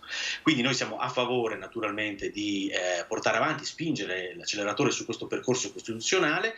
Riprendo le parole che sono state pronunciate ieri dal presidente Stefano Bonaccini, presidente dell'Emilia Romagna, esponente del Partito Democratico, quindi assolutamente una figura autorevole da questo punto di vista, visto l'impegno anche come presidente regionale su questo fronte autonomia. Noi dobbiamo andare avanti per chiudere il prima possibile la definizione di LEP e quindi poi il fabbisogno standard e quindi poi le risorse. A quel punto possiamo iniziare alla trattativa tra le regioni e lo Stato per vedere l'assegnazione delle materie 2, 7, 15, quello che sono. Sul presidenzialismo, l'altro grande riforma invece che è più, diciamo, portata avanti da Fratelli d'Italia. Beh, mi sono già espresso anche qui in questi studi, io torno chiaramente a ribadire la nostra ferma contrarietà a qualsiasi riforma in chiave presidenzialista del nostro ordinamento. Dobbiamo invece cercare di rafforzare il più possibile diciamo, il regime parlamentare della nostra Repubblica. Se mettiamo il Parlamento nelle condizioni di funzionare bene, non c'è bisogno che intervenga un presidente eletto dal popolo per far andare avanti le cose. Baldin, allora torniamo sull'autonomia però, ecco, il dibattito che si pone dunque è quello di una visione più realistica, diciamo così, dell'ottenimento dell'autonomia? Sinceramente devo dire che mi ha fatto un po' sorridere chi prima parlava di diversità di vedute all'interno della Lega. Perché quello che ho visto io e penso anche tanti altri cittadini veneti è stato uno scambio di accuse, di strali a più riprese, soprattutto in queste ultime settimane, nelle ultime serate addirittura abbiamo visto oltre a Bitonci parlare di LEP, appunto dei livelli essenziali delle prestazioni, parlare di gradualità e quindi che non si può chiedere subito 23 materie e ottenerle il giorno dopo, ma bisogna passare per gradi, no? Quindi un po' quello che abbiamo sempre sostenuto noi all'opposizione e anche come forza che è stata al governo del paese. E soprattutto parlare anche di una legge quadro che c'è e all'interno della quale vanno stabiliti dei criteri, un coordinamento anche tra tutte le regioni, perché credo non sia vantaggioso per nessuno avere un sud al traino, un sud che arranca, che non progredisce, che non si sviluppa. Quindi c'è la necessità di riportare un equilibrio tra le regioni. Questo lo si fa chiaramente dando la possibilità a tutte di chiedere maggiori competenze e quindi maggiore espressione di autonomia che è in linea con la Costituzione. L'abbiamo voluta. Abbiamo appoggiato il referendum che c'è stato in Regione Veneto, è passato del tempo, però è singolare come lo scambio di accuse tra i leghisti faccia capire effettivamente che il problema, se finora non è stato risolto, è proprio legato al fatto che in casa Lega si è continuato a litigare e si è continuato a litigare pure su questo tema che inizialmente, almeno alle origini del partito nordista, federalista, leghista, era appunto la bandiera e su questo appunto adesso non si riesce più a capire insomma da che parte stia la Lega. È chiaro che c'è una Lega che governa in Regione del Veneto e una Lega che invece comanda a Roma e se ne frega un po' anche del Veneto. Questo lo abbiamo visto nella scelta delle liste, delle candidature e mi domando quando mai sarà possibile ottenerla a livello romano con queste spaccature. Finco, replica d'obbligo.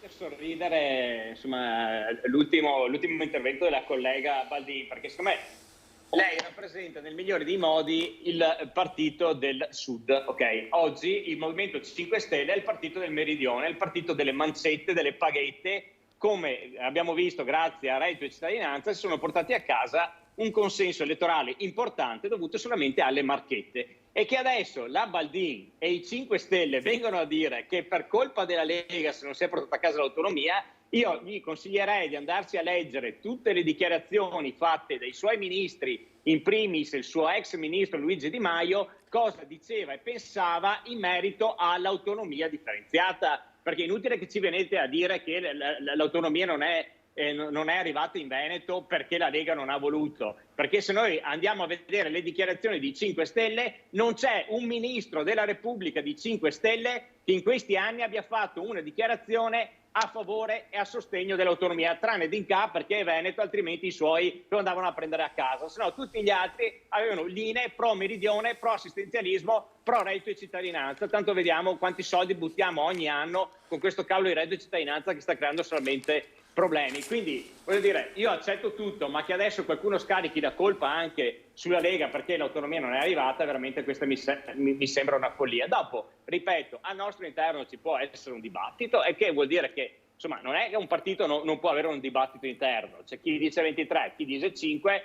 io ripeto, dico piuttosto di niente, meglio piuttosto, quindi da qualche parte dobbiamo pure iniziare questa benedetta autonomia, però adesso mi auguro, visto che c'è un governo politico, i 5 Stelle sono all'opposizione, quindi mi auguro che all'interno di questa coalizione di governo, come per Fratelli d'Italia un punto fondamentale è il presidenzialismo, per la Lega un punto fondamentale è l'autonomia, e sono convinto che o ce la facciamo sto giro oppure questa è una battaglia che possiamo mettere via per sempre. Però insomma sono fiducioso, e soprattutto penso che i parlamentari di qualsiasi colore politico che oggi rappresentano questa nostra regione devono sentirsi anche una grande responsabilità, perché al di là dei colori 5 Stelle, Lega, Fratelli d'Italia o PD, comunque rappresentano il Veneto, sanno benissimo che l'autonomia è un sentimento comune, e quindi è un loro dovere iniziare a dare delle risposte concrete, al di là magari del collega, con tutto rispetto, campano, calabrese, pugliese o siciliano, che magari dell'autonomia ha un'idea completamente diversa. Però spetta a loro far capire la bontà di questi progetti di riforma. Baldin? No, questi toni comunque da parte del collega mi danno ragione, cioè non... Ascolta, non sei tu la rappresentante del partito del Mezzogiorno, ma dai, e quindi non è che mi arrabbio, è che mi fai sorridere. Il problema in casa Lega è tosto, c'è, ed è stato probabilmente una delle cause per cui non si è arrivati ad oggi ad avere l'autonomia. Sì, effettivamente adesso stiamo a vedere quello che avverrà. Non credo che nelle corde di Giorgia Meloni ci sia, diciamo, al primo posto come priorità l'autonomia. Si parla più di presidenzialismo, ad esempio. Noi comunque stiamo lì ad aspettare, vediamo cosa succederà. Poi che il Movimento 5 Stelle non abbia avuto come bandiera l'autonomia è assolutamente vero. Diciamo che però ogni partito, ogni movimento ha delle peculiarità, quindi delle priorità che secondo il proprio sentire vanno definite prima di altri, e sicuramente l'autonomia non era tra queste. Abbiamo pensato soprattutto a creare dei cuscinetti, un'ancora di salvataggio a chi è meno fortunato, a chi sta peggio, a chi è più fragile. Abbiamo pensato soprattutto agli ultimi in questo periodo, e credo che dovremmo continuare a farlo anche con il nuovo governo, seppure ci siano delle perplessità riguardo al reddito di cittadinanza, che probabilmente andrà anche riformato. Spero non venga tolto del tutto, perché sarebbe a mio avviso un errore.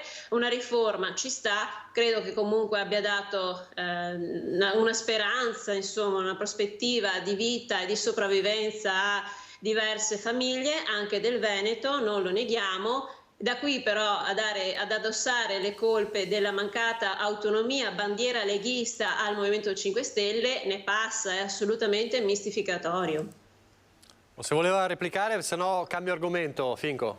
No, guardi, io ho già detto quello che dovevo dire. Dopo, visto che la Baldin è così a favore, ha detto che i 5 Stelle sono a favore dell'autonomia, lo vedremo tra qualche mese, quando il provvedimento arriverà alla Camera e al Senato. Sono sicuro che tutti i parlamentari dei 5 Stelle e anche i senatori daranno un grande appoggio per portare a casa questa benedetta riforma, perché visto che la colpa prima era nostra e loro erano favorevoli, ovviamente mi auguro che con questo nuovo corso, anche se sono all'opposizione, daranno un grande contributo i 5 Stelle per portare a casa un'autonomia importante per la regione del Veneto. Allora, ho pochissimi minuti, volevo chiedere una cosa a Fabio Crea, vediamo se riesco a sentire tutti voi su questo. C'è uno scenario internazionale di fronte al quale il nuovo governo dovrà in qualche modo relazionarsi. Chiunque sia il prossimo ministro della difesa, quale deve essere il passo del governo e se secondo lei deve cambiare un approccio anche nei rapporti con l'Ucraina oppure no? Non credo sia un problema di approccio dei rapporti nei confronti dell'Ucraina. Credo che il problema non possa essere affrontato se non nell'ambito di una gestione europea e di una gestione dei paesi del patto atlantico. Questo è assolutamente essenziale. Ormai non siamo in uno scenario geopolitico in cui ognuno, soprattutto e fortunatamente i paesi non direttamente chiamati in causa e quindi non belligeranti, possano agire da soli. Quindi il problema più importante, i due problemi secondo me sono: il primo, attuare in maniera concreta quelli che sono i canali diplomatici per poter giungere a consentire che questa aggressione da parte della Russia venga interrotta e quindi che possa finire prima possibile lo stato di belligeranza. Il problema vero che noi e il popolo italiano sta affrontando, ma anche alcuni dei paesi europei stanno affrontando, è un problema conseguente a quella che è la guerra in Ucraina, che è un problema economico. E su questo credo, e in questo senso la critica è feroce, è importante, che non tutti i paesi europei lo stiano affrontando con una comunione di intenti. Mi riferisco in particolar modo alla Germania, che con riferimento a quelle che sono le richieste che giungeranno sicuramente con Giorgia Meloni in maniera più importante e più pressante da qui a qualche settimana, vogliano convenire che verso una soluzione unitaria che dal punto di vista economico è fondamentale per il popolo europeo, che è quello di un tetto al gas, una gestione per quanto riguarda i costi dell'energia, che evidentemente la Germania in questo momento sta trattando in maniera autonoma e assolutamente a proprio vantaggio, e finisco, voglio togliere spazio ai colleghi, con la necessità che paesi che sicuramente si stanno in un certo qual modo avvantaggiando dal punto di vista economico, parlo degli Stati Uniti, possano operare nei confronti dell'Europa e di alcuni paesi come l'Italia delle compensazioni economiche, affinché quelle che sono le situazioni di sanzioni nei confronti della Russia non vengano a pregiudicare in maniera unilaterale solo alcuni paesi, tra cui l'Italia. Zorzi, sul fronte guerra, il problema è che l'Ucraina, insomma Zelensky ormai ha detto chiaramente dopo l'annessione, diciamo, che il salto, diciamo, del Rubicone è stato il referendum per l'annessione. Non c'è nessuna richiesta, non c'è nessuna velleità di trattare, nessun obiettivo di trattare ormai, di negoziare con Putin. Questo pare venire da Zelensky, dal suo punto di vista ovviamente è chiaro e anche comprensibile. Però come si raggiunge secondo lei una fine del conflitto senza un negoziato? Sì, in effetti cosa poteva dire altrimenti Zelensky?